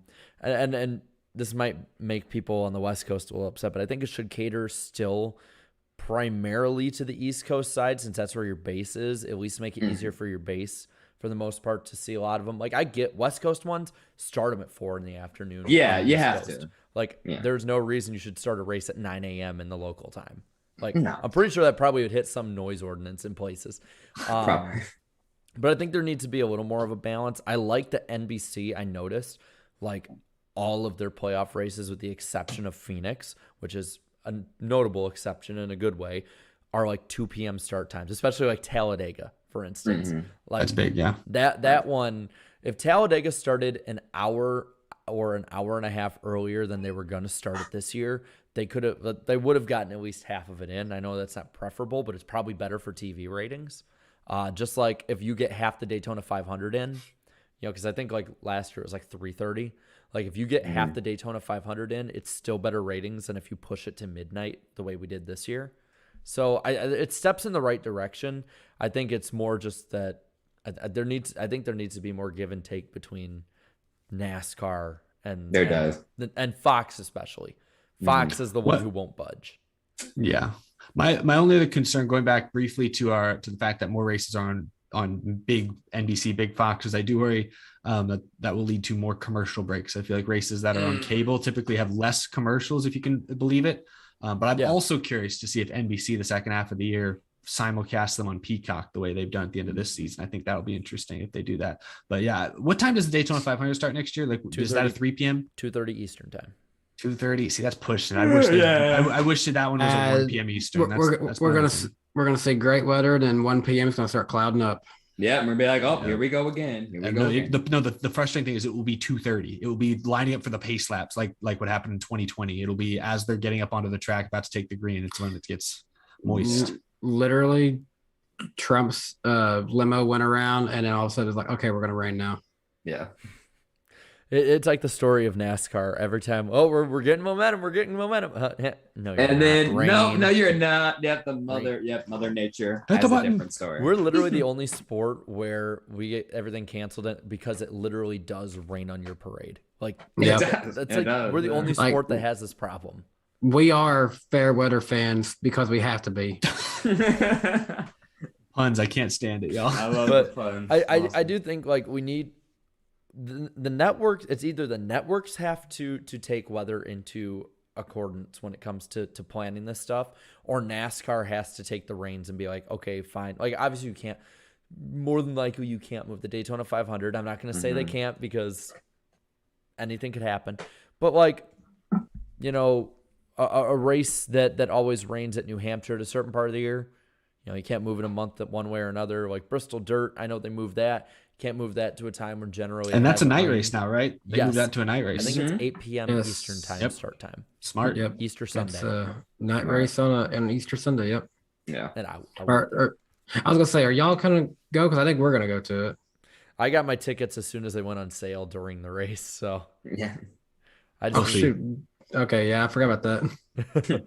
Yeah, but I mean, overall, I'm still happy with the way the schedule is. I'm still happy with the TV numbers. And if weather cooperates, I really do think we're going to see a boost up in ratings next year, especially when you add in the next gen. Like, there's a lot of stuff going for NASCAR. We just need to get the weather on our side. Absolutely. All right. And do what Jack says in the chat and just make Bristol indoors. Why stop there? Make everything indoors. Yeah. Can we invest billions for each track and make it a dome at this point? We have reached the point where we can make domes. Daytona Dome. Let's make it happen. Just a few $1 trillion. Like, it's not that big a deal. Yeah. Just miles and miles of roof. Sure, with those $108 gateway tickets, they'll be able to pay for it in no time. Damn. And also carbon monoxide poisoning. Forget about it. We got no, that's a small price to pay. Well, we don't have to enclose the dome. We just need a roof over the track. Oh yeah, no, I want everyone hotboxing in there. It's gonna be a breathing hazard. Well, we can focus on 2022 next week or in 2022. We still have 3 championships to decide this weekend at Phoenix. That's right. Now, I have a few notes here to talk about Phoenix. They've announced they're using the tire resin over the PJ1 this time. For people who might not know, for instance, that was used at Nashville and produced a pretty good product. The drivers really liked it, I know. And then practice and qualifying is going to be back this weekend. And I believe qualifying will be Saturday. I don't know what time, but on CNBC. Saturday night. At night? It's at I guess Phoenix time it'll be like 4 or 5 o'clock, but it's like 7:30 Eastern, I think. Okay, that's interesting. Okay. Nice. It'll be getting dark slowly but surely. Well, they're going to cut close, but let's go through real quick. We got 3 races this weekend, 3 big ones. We have the Cup race, which is called the Championship Finale. Like, it doesn't have a name. Wow! It's literally the season finale 500. Wow! Just the Championship Finale 500. 312 laps. Stage 1 is 75. Stage 1 is 75 laps. Stage 2, 115, and then 122 laps to the finish. Starts on Sunday on NBC at 3 p.m. Eastern time, which is what, noon local time. Noon Phoenix time, baby. It'll also be on MRN. Everyone move out to West Coast time. That's this new strat. Everyone just move out there. It's always noon on the West Coast. No. 5 o'clock somewhere. It'll be on MRN. Weather right now for the Cup race, 85, mostly sunny, 0% chance of rain. Your championship 4 for that is Kyle Larson, Chase Elliott, Denny Hamlin, and Martin Truex Jr. Now we go down to the Xfinity race, is the Xfinity season finale. 300? I don't know. It's 250 laps. 45, 45, and then 110 laps to the finish, which I find that so odd that it's almost as long as the run to the finish for the Cup race. It's Saturday, 8:30 p.m. Eastern Time on NBC Sports Network, as well as MRN and Sirius XM. 88 degrees that day, going to be super warm, no rain again, 0% chance. Noah Gragson, AJ Allmendinger, Daniel Hemric, and Austin Cindric are your final 4 for that. And then you have the truck race, which actually has a name. It's a Lucas Oil 250, 200 laps, 45, 45, and a final 60 laps to end out the Truck Series season. It'll be Friday night at 8 p.m. Eastern Time on FS1 and MRN. Again, no rain, 88 degrees on the day. John Hunter Nemechek, Zane Smith, Matt Crafton, and Ben Rhodes are going to be running for the championship. And Darian, you got some betting odds for us, man? The betting odds, the BFF betting odds. Yes, sir. Yes, so the betting odds for the 2021 Cup Series Championship. Currently, as I am looking at them, Kyle Larson comes in as the odds-on favorite to score his first career Cup Series title at plus 170. And second is Chase Elliott at plus 270. Denny Hamlin comes in P3 at plus 300. And finally, MTJ, Martin Truex Jr., comes in at plus 380. Now, for the race, though, the odds to win the 2021 season finale 500, they even have it listed on here as well. Kyle Larson enters this weekend at plus 190. Chase Elliott in second at plus 350. Denny Hamlin third at plus 400. Martin Truex Jr. at plus 450. But what's interesting is the next closest one to those 4 on the outside looking in is William Byron at plus 1400. So VegasInsiders.com basically is saying, so the championship 4, one of these 4 is going to win, and everyone else is pretty much an afterthought. I'm kind of surprised about that, but hey, that's if you want to make some money, pick an outsider. Goodness, give me odds on Truex. They have him pick 4th out of the 4. That's so it's interesting. So Truex to win the race is plus 450, and to win the championship, scroll back down. Yes, he is in last place at plus 380, behind the other 3. I am a bit surprised about that. You put about, invest no more than $10, 5 on each though. That could return a little bit right there. Exactly. But imagine picking an outsider to win, and then you could to win the race, and you can make some bank. So my best bet is William Byron. I asked you last week what was Bowman's chances. I wish I would have took you up on that. Looking back at it, and that's those odds. That just tells you everyone's betting on the championship 4. I don't think hardly anyone's putting any real money down on anybody else. So give me an outsider in case it happens. In case there's a freak storm in the middle of the desert that lasts for a week. Like, who isn't a super big outsider that could win you a lot of money? Yeah, so right now the biggest outsider I see, in my opinion, William Byron at plus 1,400 there. So you got a chance to make some money there. But then also looking at some guys who have been relatively good at Phoenix over the years. Kevin Harvick enters this weekend at plus 2,800 odds to win. Alex Bowman, the previous race winner, at plus 3,500. And if we're going to go further down the list, give me Tyler Reddick. He's been Tyler Reddick. I was just about to look for him. Let me see.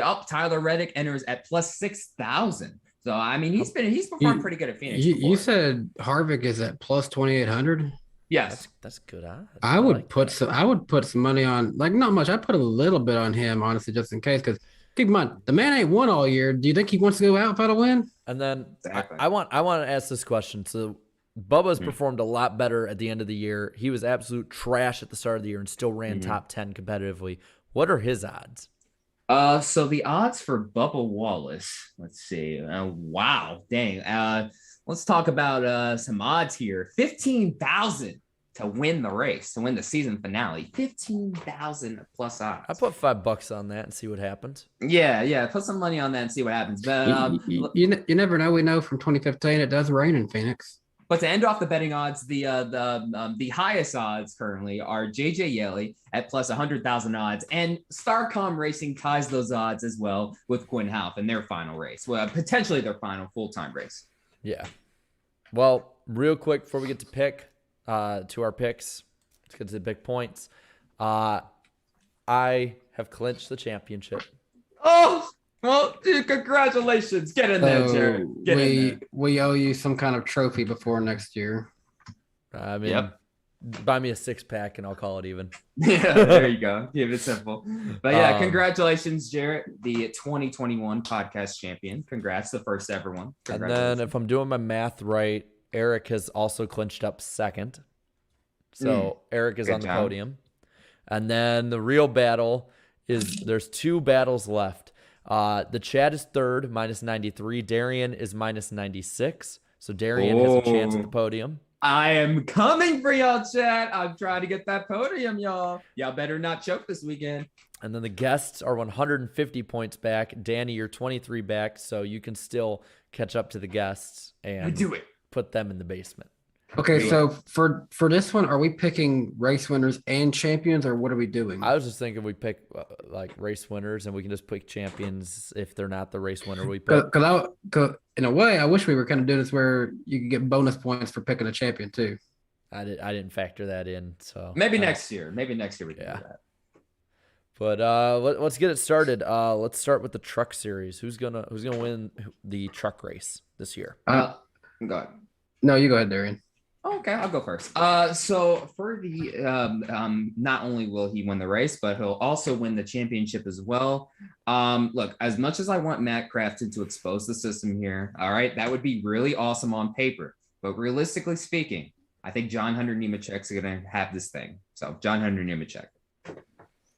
I think this is probably of all the races, this is the one there's the best chance of a non-playoff driver winning, I think, because you look at some of the strength of some of the guys not in the championship for, like Austin Hill, Sheldon Creed, Todd Gilliland. I think there's a real shot. But I'll keep it simple. John Hunter Nemechek is the clear favorite, I think, without a doubt. But I will warn people, he has not won a truck race since June. Yeah. Like, it's been a long time since John Hunter Nemechek won a truck series race, and he's going to have to likely win here this weekend. So I think he's the safe pick. I got nothing to lose, though. I'm going to go out on a limb and say, you want to talk about exposing the system. I'll go with the guy who has by far the worst average finish this year of the 4. I'll go with Zane Smith. Ooh. I think he does it. In my heart, though, I hope Crafton does expose the system, though. In my heart. I am saying the race winner will be probably the best GMS truck, and it's not the one competing for the championship. Sheldon Creed will win the race. Matt Crafton will finish second and win a championship. Well, I am going to try and stay in the Final Four with this one, but I'm not going to pick somebody that you guys have picked. You know what? We got to go and visit them a little bit. I'm going to stick with ThorSport here. Ben Rhodes. Going Ben Rhodes. He ain't done anything since Daytona. Literally, Daytona. That was it. Well, he'll do something now. He'll do do this something. year's Tyler Reddick the way Tyler Reddick won his first Xfinity Well, championship. that's true. There you Yeah, go. I was looking up numbers. Ben Rhodes actually has a better average finish this year than John Hunter Nemechek. And he has 0 DNFs on the season. So Wow. he'll be around. Consistency is key. And- High consistency, especially. Emp picked Zane Smith as well. Yeah. So who's Okay. the chat got? I see a couple Craftons here. man. It's MVR owner. He's Oh, I see it. There we go. I'm scrolling back up and I'm seeing a lot of John Hunter Nemecheks. Yeah, that's what I'm saying. Yeah, so I saw a lot of Nemecheks. I think it's safe to say. J-Chan, Crafton, J-Chan, Nemechek. Okay, yeah, it's Nemechek. It's Yeah. Nemechek. It's nematodes. And with that, let's go to the Xfinity series. Yeah. Who's going to win the Xfinity series race and possibly the title? Okay, so I got this interesting theory here. Okay, so in the 54, it's not Ty Gibbs, but it is John Hunter Nemechek. So he is going to show out in that car. Okay, that is clearly the best Xfinity A series. day car after this year. losing the championship, he's going to go out there and win Yeah, the we'll Xfinity see. race. We'll see. Yeah, why not? We'll see. But so yeah, I think Fighting back he will- tears. I think personally, I think John Hunter Nemechek will win the race, but then Daniel Hemric will expose the system and come P2 or wherever he will finish ahead of the other 3 drivers and win a NASCAR championship without winning a race. Imagine like bringing someone over, Hey guys, come check out my trophy room. Oh, well, a championship. Cool. Where's everything else? Nope. He'll be an anomaly, dude. Like no wins all across the board in all 3 series, but he will have that one championship he will always guard with. So yeah. Daniel Hemric. I am rooting for that in a lot of ways, just now for that image by itself. But I'm, I don't know which is more anarchic in nature, but I was looking at Austin Cindric. Everyone looks at him. He's been so consistent this year, but like I said earlier, he hasn't won in 3 months. So I'm like, I don't know. Obviously, he won this race last year, won the championship. So you feel good about Austin Cindric. He's been there, done it. AJ Allmendinger's the veteran of the group. So you think, okay, he's got the experience. He knows how to take care of his stuff. He's been really good this year. So maybe AJ Allmendinger. Then you think about Hemric, hasn't won a race. I can't really go with Hemric. Noah Gragson. He's hot at the right time. All 3 of his wins this year come in the second half of the season. He knows how to celebrate. I think he's going to be partying all night long. I think he's going to light Vegas up Saturday night and win his first championship. Noah Gragson. In the words of Rusty Walrus, let's go, baby! You baby! Yeah, I'm with you on that one. I'm picking Noah Gragson. I'm literally with 30 to go gonna go and stand by the flag stand with 2 beers and just hope to God that it's like he notices me so I can shotgun a beer. He was right there late in the race last year. Remember, he was racing with the championship 4 on those final restarts up in the top 3, top 4. It's not a bad pick. I mean, he's not a bad pick at all. It was like him and like Allgaier was up there. Like, yep. I think Gragson is a better driver this year. I think he's proven it.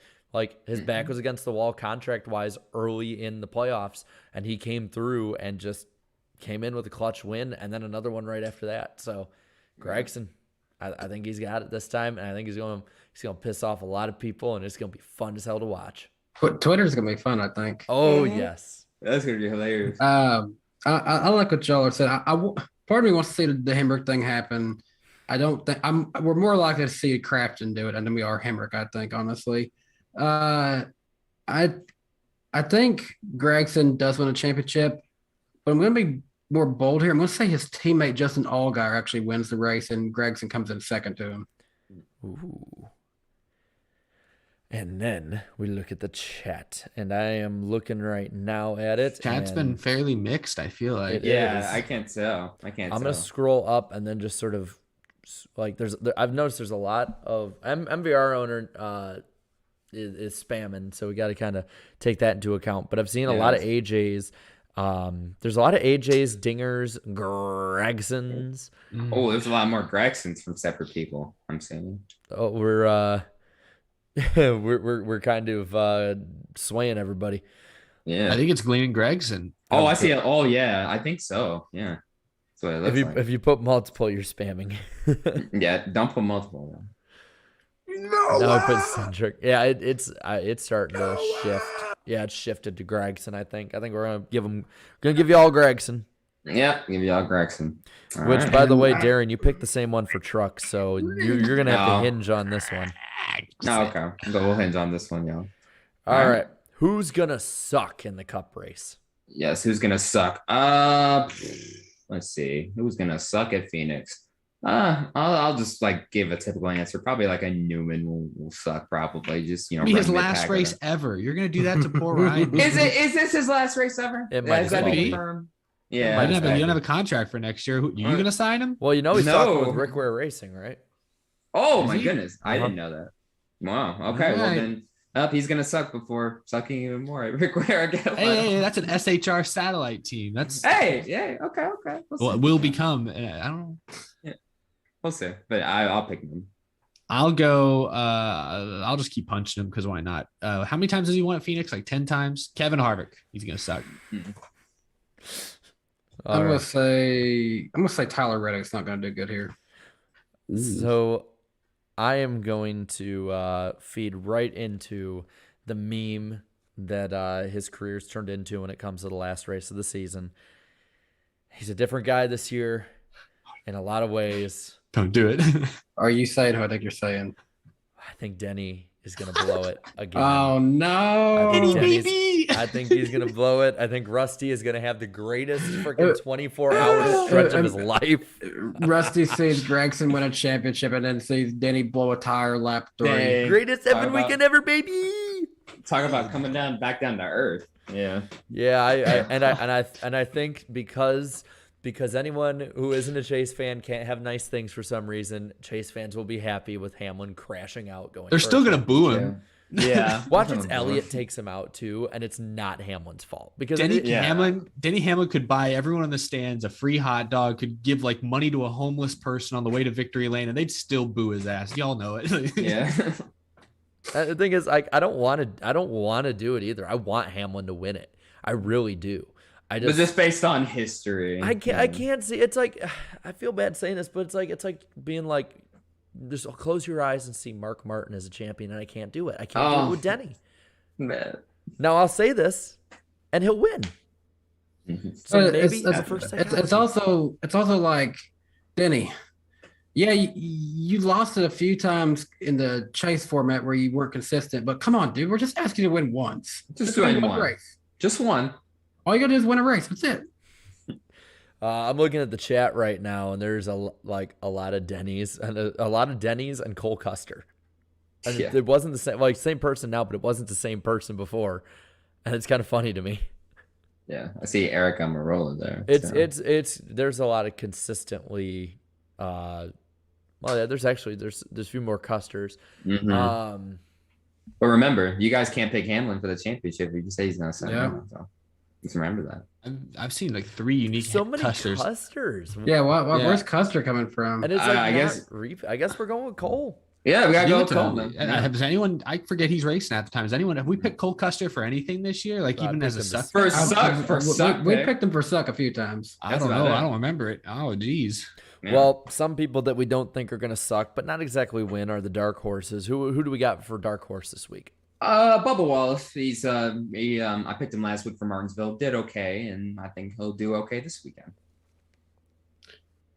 Man, I don't really have a reason to pick this guy, but I'm going to say Ross Chastain. I want to see Chip Ganassi Racing go out on a high note, and I feel like he's more of an underdog than Kurt. I mean, Kurt Busch maybe would count, but I think we'll see Chastain maybe get up near the top 5, top 6. I'm rooting for that. It would be good to see him more so than Kurt have the good run because, yeah, they're both Ganassi's cars, but 42, that was Sabco's number. That was Ganassi's number. That's where it all dates back to right there. Yeah, the one is basically whenever I see that, I'm like, oh, DEI when they merge. Basically, yeah, that's always the thing that comes to mind. Yeah, so I want to see him do good, but he's not who I'm going to put for my underdog. I'm going to say, it was great to see him win on a track similar to this, flat, track, got a same package. I think Eric Almirola could have a good run in this last race. Good pick. I'm going to go with somebody who showed a little bit of a bright streak at this track in the spring. Didn't exactly go as well as we would have wanted it to. But Daniel Suarez is my pick for underdog here. And then looking at the chat. I've seen some for Eric Jones. I do want to give him a shout out. He's my boy. He's gotten 3 top 10 since these playoffs started. So yeah, he was running very well. And also, I want to point out too, Christopher Bell's stats this year are pretty much identical to Eric Jones's time at Joe Gibbs. So just saying. I mean, that's what we expect. He has a 2-time champion crew chief. I'm not trying to. I like Christopher Bell a lot. Don't get me wrong. I think he deserves that ride. But Miss Eric Jones real not quick, staying at Toyota. I don't think Kevin Harvick or Alex Bowman or William Byron or Ryan Blaney are dark horse picks. Like. No. Who's saying Blaney? Yeah. There's a bunch of people saying Blaney and like all these other ones. Like, since they're not competing for a championship, maybe in like their minds they're dark horses. But yeah, they're not dark horses though. So fifth in points is a dark horse. If you have 4 wins in your career, you're not a dark horse. Yeah. I've seen a lot more Bubbas now. I see one for McDowell. Bubba. Give him Bubba. Yeah, I've seen at least a couple of unique ones from Bubba, whereas everyone else seems a couple for Kurt. I do see some Kurt Bushes. Just give him Bubba. Just because Kevin Harvick is winless this year does not mean that he is a dark horse, like or an underdog. Like he's still super consistent and fast. All right. Darian, do the honors. Who's gonna win? Who's gonna win? Who's gonna win in the 2021 season finale at Phoenix? That was the last who's gonna win of the entire year. That's right. It was. It's been awesome. But okay. So this driver will not only win the race, but the championship as well. I was pondering between these four. Okay, so or between these three. I was about to say, like, there are four to ponder between. Yeah. No, but first one I have out. I know he's good here, but MTJ, I have him out of this one. Chase Elliott will not defend his title, in my opinion.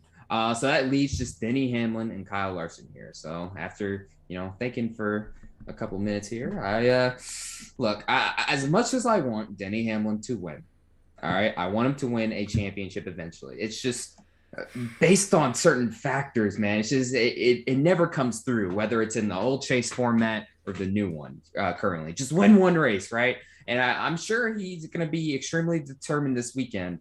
But man, Kyle Larson, just the type of season he's had, and if he wins this race, that'll make it 10 wins on the season. When's the last time we saw the championship driver have double-digit wins in a season? That's pretty awesome. Yeah, it's been a minute. So I got to say, Kyle Larson gets his first ever Cup Series championship, that first ever long-awaited Cup Series title with Hendrick Motorsports in the Ricky Hendrick colors.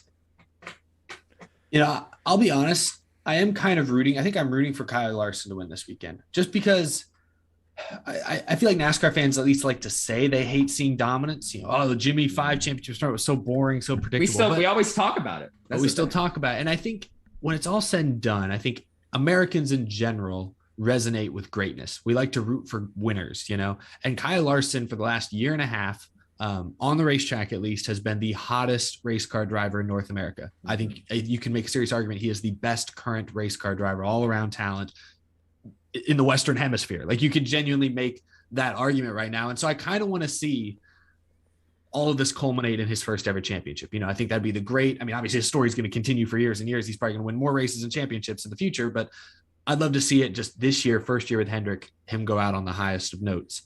But I have to be consistent. The very beginning of these playoffs, I picked Martin Truex Jr. There have been some scares, but ultimately he's performed almost exactly like I thought he would. He won at Richmond early in the playoffs, 750 horsepower, short oval. He was up against elimination last weekend at Martinsville, another short 750 horsepower oval. He went out and ran well enough to advance despite getting wedged in the wall by Eric Almirola. So now that he's here at Phoenix, he's won 4 races at 750 ovals this year, double that of anybody else. Well, no, I think Bowman technically has 3. Double that of any other playoff driver that's still currently active. I think Martin Truex Jr. and James Small win the championship this weekend. I think he's going to be my pick, but I am kind of quietly rooting for Kyle Larson if it's not Truex, because I want to see the Kyle Larson era officially get started, because he's talented, and I think talent should be rewarded. So I'm rooting for someone who isn't my pick either. I'm just saying that now before Danny, I'm gonna you'll do your pick, but I just wanted to say I'm rooting for someone who is not my pick to win the championship either. All right, so yeah, I'm also probably going to silently root for Larson to win it for a few reasons, mainly because I think it would be cool with Ganassi going out for probably their biggest prodigy racer that they ever got to culminate in a championship, with them saying goodbye to NASCAR. That would probably be a good thing to see, and I feel that Chip would probably be heading to victory lane to kind of congratulate Kyle as well, even if things ended the way that they had to back last year. But I also, like Eric, think I'm going to stay consistent. I predicted this guy would win 2 races before he got to the championship 4, and he has. I got the entire championship 4 correct, and of this championship 4, I do think this is the year where Denny Hamlin will finally win a championship. Oh. All right, Jerry, you got to pick Chase Elliott so we can. We got 3 different picks. I was about to say, bro. I'm sticking with my original pick. I'm sticking with my pick that I picked all the way back after Daytona. Truex. But I am rooting for somebody else to win this race. It pained me to give my suck pick because that guy is Denny Hamlin. I want to see Hamlin win. I feel for the man. He did nothing wrong and he's getting all this crap. And he has put together silently one of the best seasons of his career, and nobody seems to be noticing at all. I want Denny to win so people will notice him, damn it. Like I literally, if you're picking a theme song for Denny Hamlin's 2021 season, it's Iris by the Goo Goo Dolls. Like, that, if you know what song I'm talking about, you know how much it fits. Like, Denny, for some reason, can't get the credit he deserves. I want him to win. And for that reason, his teammate will win, Martin Truex Jr., because the universe hates Denny.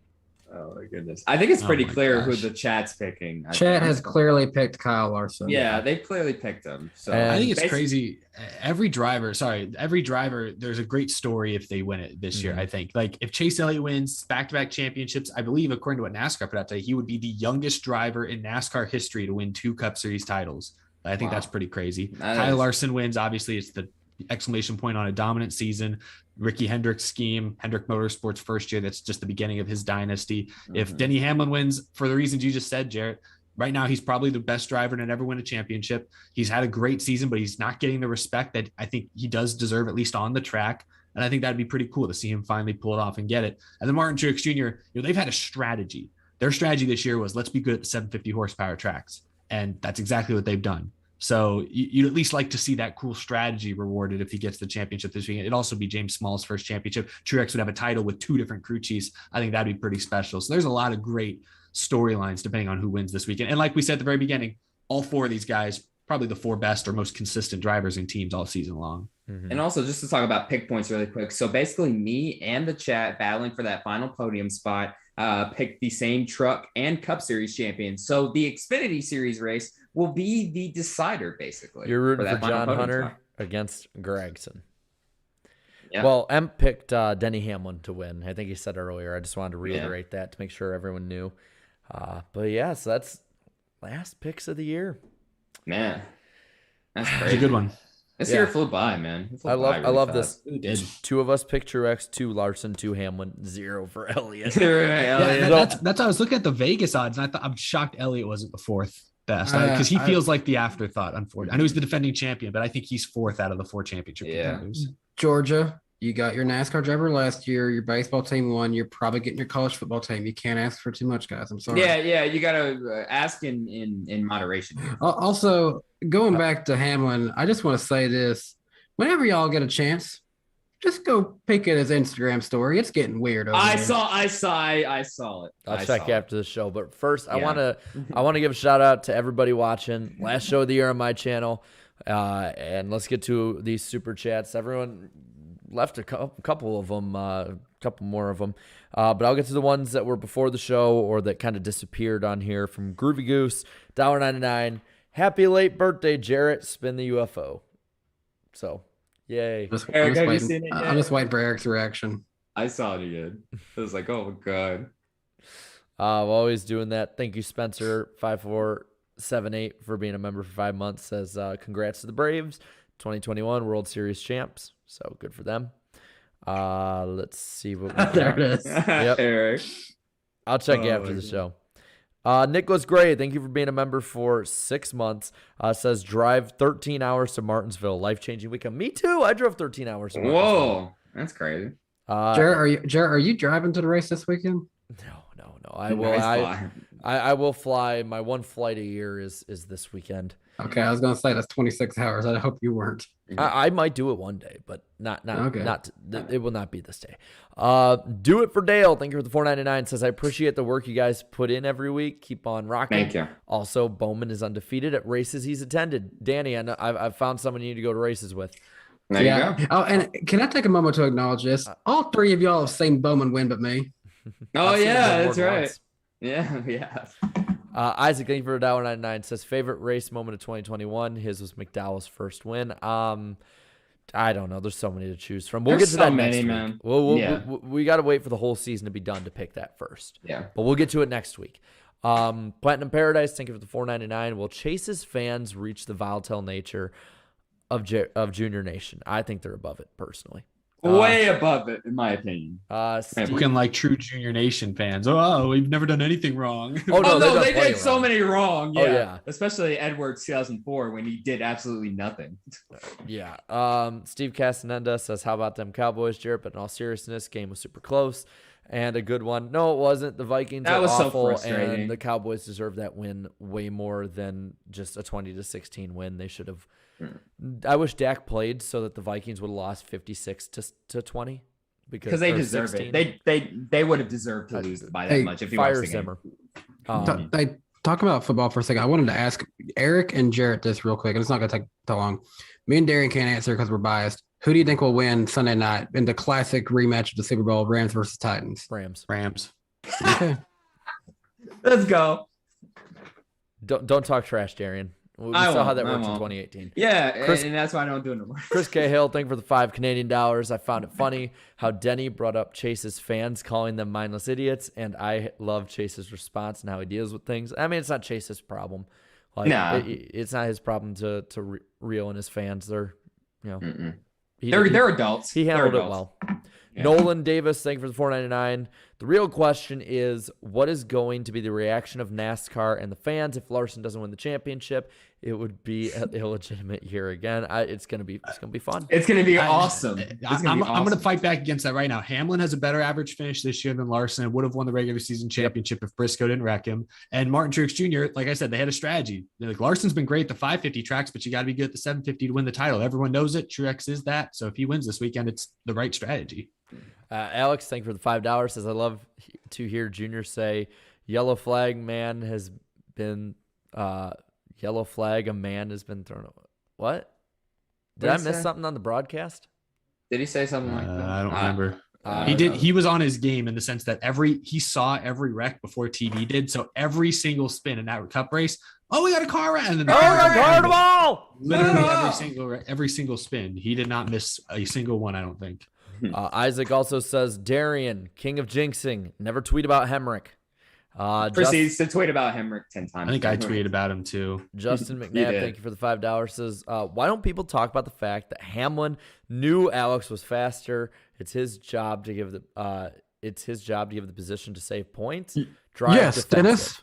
NASCAR Ally Cup Series. What atmosphere was more crazy? A playoff race at Dega or Martinsville? Totally Martinsville. Totally Martinsville. Everyone's on top of each other at Martinsville. I think same with Bristol. That's where the things get intense. And it didn't rain out for that Martinsville. The Dom Goblins for $4.99. Jarrett and Darian about ran me over while I was in the hot dog line to get to their seats. Oh, sorry about that. I'm sorry, bro. I'm sorry. I yelled your name, Darian. Got to talk to Rusty. Great guy. He is a great guy. Rusty's awesome. NASCAR fan 6056 for the Canadian 279 says, last time Hemric won, Jeff Bodine was still racing. Groovy Goose, thank you for the $1.99. Since Bowman won, rest in peace, Martinsville. Spin le UFO. Spin the UFO. Please never have Martinsville stay on the schedule. Nah, it's not going. They're just closing the hot dog stand forever.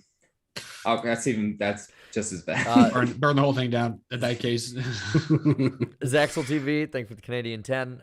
When Bowman dumped Hamlin, I was conflicted. My guy was leading, but it got somewhat dirty. But at least he apologized, took responsibility after Hamlin's interview. Screw that. Go Bowman. I felt like I just went through a thought process in a super. Yeah. Fair enough. I just said I feel like Kyle Busch fans now. This feels nice. Alex with another 10 says, we learn NASCAR hates Matt Kenseth. The 22 dumped the 4 truck. NASCAR, no issue. I'm a John Hunter Nemechek fan. Okay. And I wanted Austin parked. He should have been parked. Did not make it to the final 4. Bad things, man. Bad things. TBH, he should have been parked. But I thought Ben Rhodes at Texas last year for hooking Eckes into the wall. I thought that arguably should have at least been like a 5-lap penalty or something. Yeah. Sean Traylor, thank you for the $4.99. Says, do you think NASCAR is closer to making the playoffs worse/crazier by adding Daytona or Bristol as the finale, or moving back to a chase style format? I think they're going to stick with what they got right now for a while. Yeah, I don't think they're going to put Daytona in the last race anytime soon. I don't think they ever will. But when a hurricane hits it, they will. It's a grand plan. Get me my tinfoil hat. Daniel Shell, for the $5 says, Byron's dating Blaney's sister, trumps everything over Bowman, Gragson for Xfinity, Hamlin for Cup. Twitter ban Darian for Cup races. And Andrew Meyer gave up 2 $5 super chats. One was retracted. Another says, I think the NASCAR Weekly Podcast has been on a downward spiral mentally, and now they've completely lost it. Hot Piss. Hot Piss, $1.99. Cars 3 is a real Cars 2. Alex, as a Pats fan, for $2, he says, as a Pats fan, we sent the checks to the NFL. Cokehead Tortoise for the 10 has a message retracted, but thanks for the 10.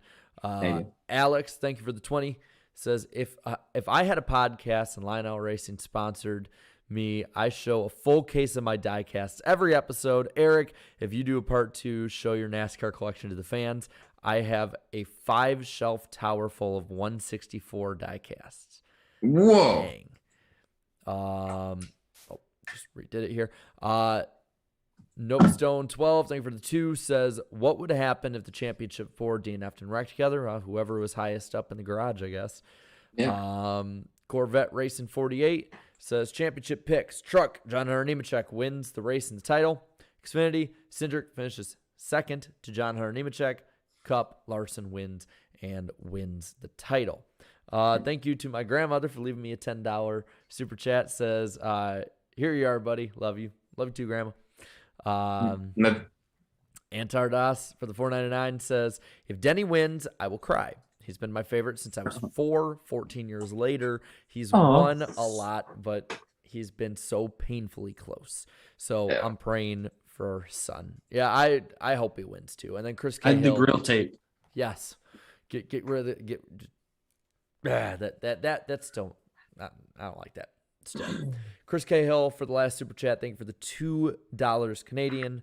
2021 season is known for Rick Ware memes. And then thank you, Matthew Wells, for the $5 in the last little bit here. Thank you to everybody who's super chatted all season, and to everybody who super chatted tonight. Thank you so much. And thank you all for bearing with my dying voice. I'm not even sick.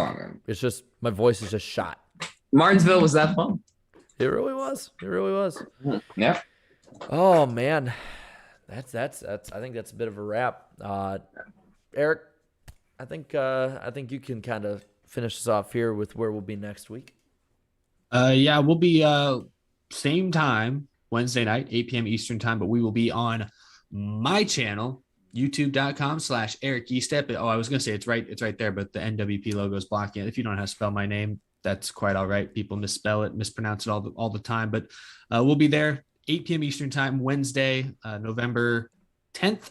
Can't wait. Hopefully we have a special guest, but we're not entirely sure yet if or who will have anyone, but we're going to be able to talk all about the 2021 season. Obviously we'll talk about the championship race and, share our kind of concluding thoughts on this latest NASCAR era before the next gen officially takes over. Yeah. But this was a great show tonight. Thanks to EmpLemon for being on as well. The first hour and a half. That was great. Yeah, we got it's really the end of a whole era this weekend too. There's a lot of things changing and stuff heading into 2022. So enjoy it while it lasts because it's going to end very quickly. All right, I think that's gonna be a wrap. Thank you guys all so much. Let me get back here. By the way, thank you to everybody who's watched the channel. Last month was the most watched ever, and y'all are badasses. Thank you so much for that. And just thanks for a great season. Let's finish it off strong next week, guys. Yep. All right, let's get to it. Let's do it. The outro music is playing. Cue the Dale call. Yeah, I didn't work. It was okay. At least you tried. Yeah, Bye. good. Goodbye.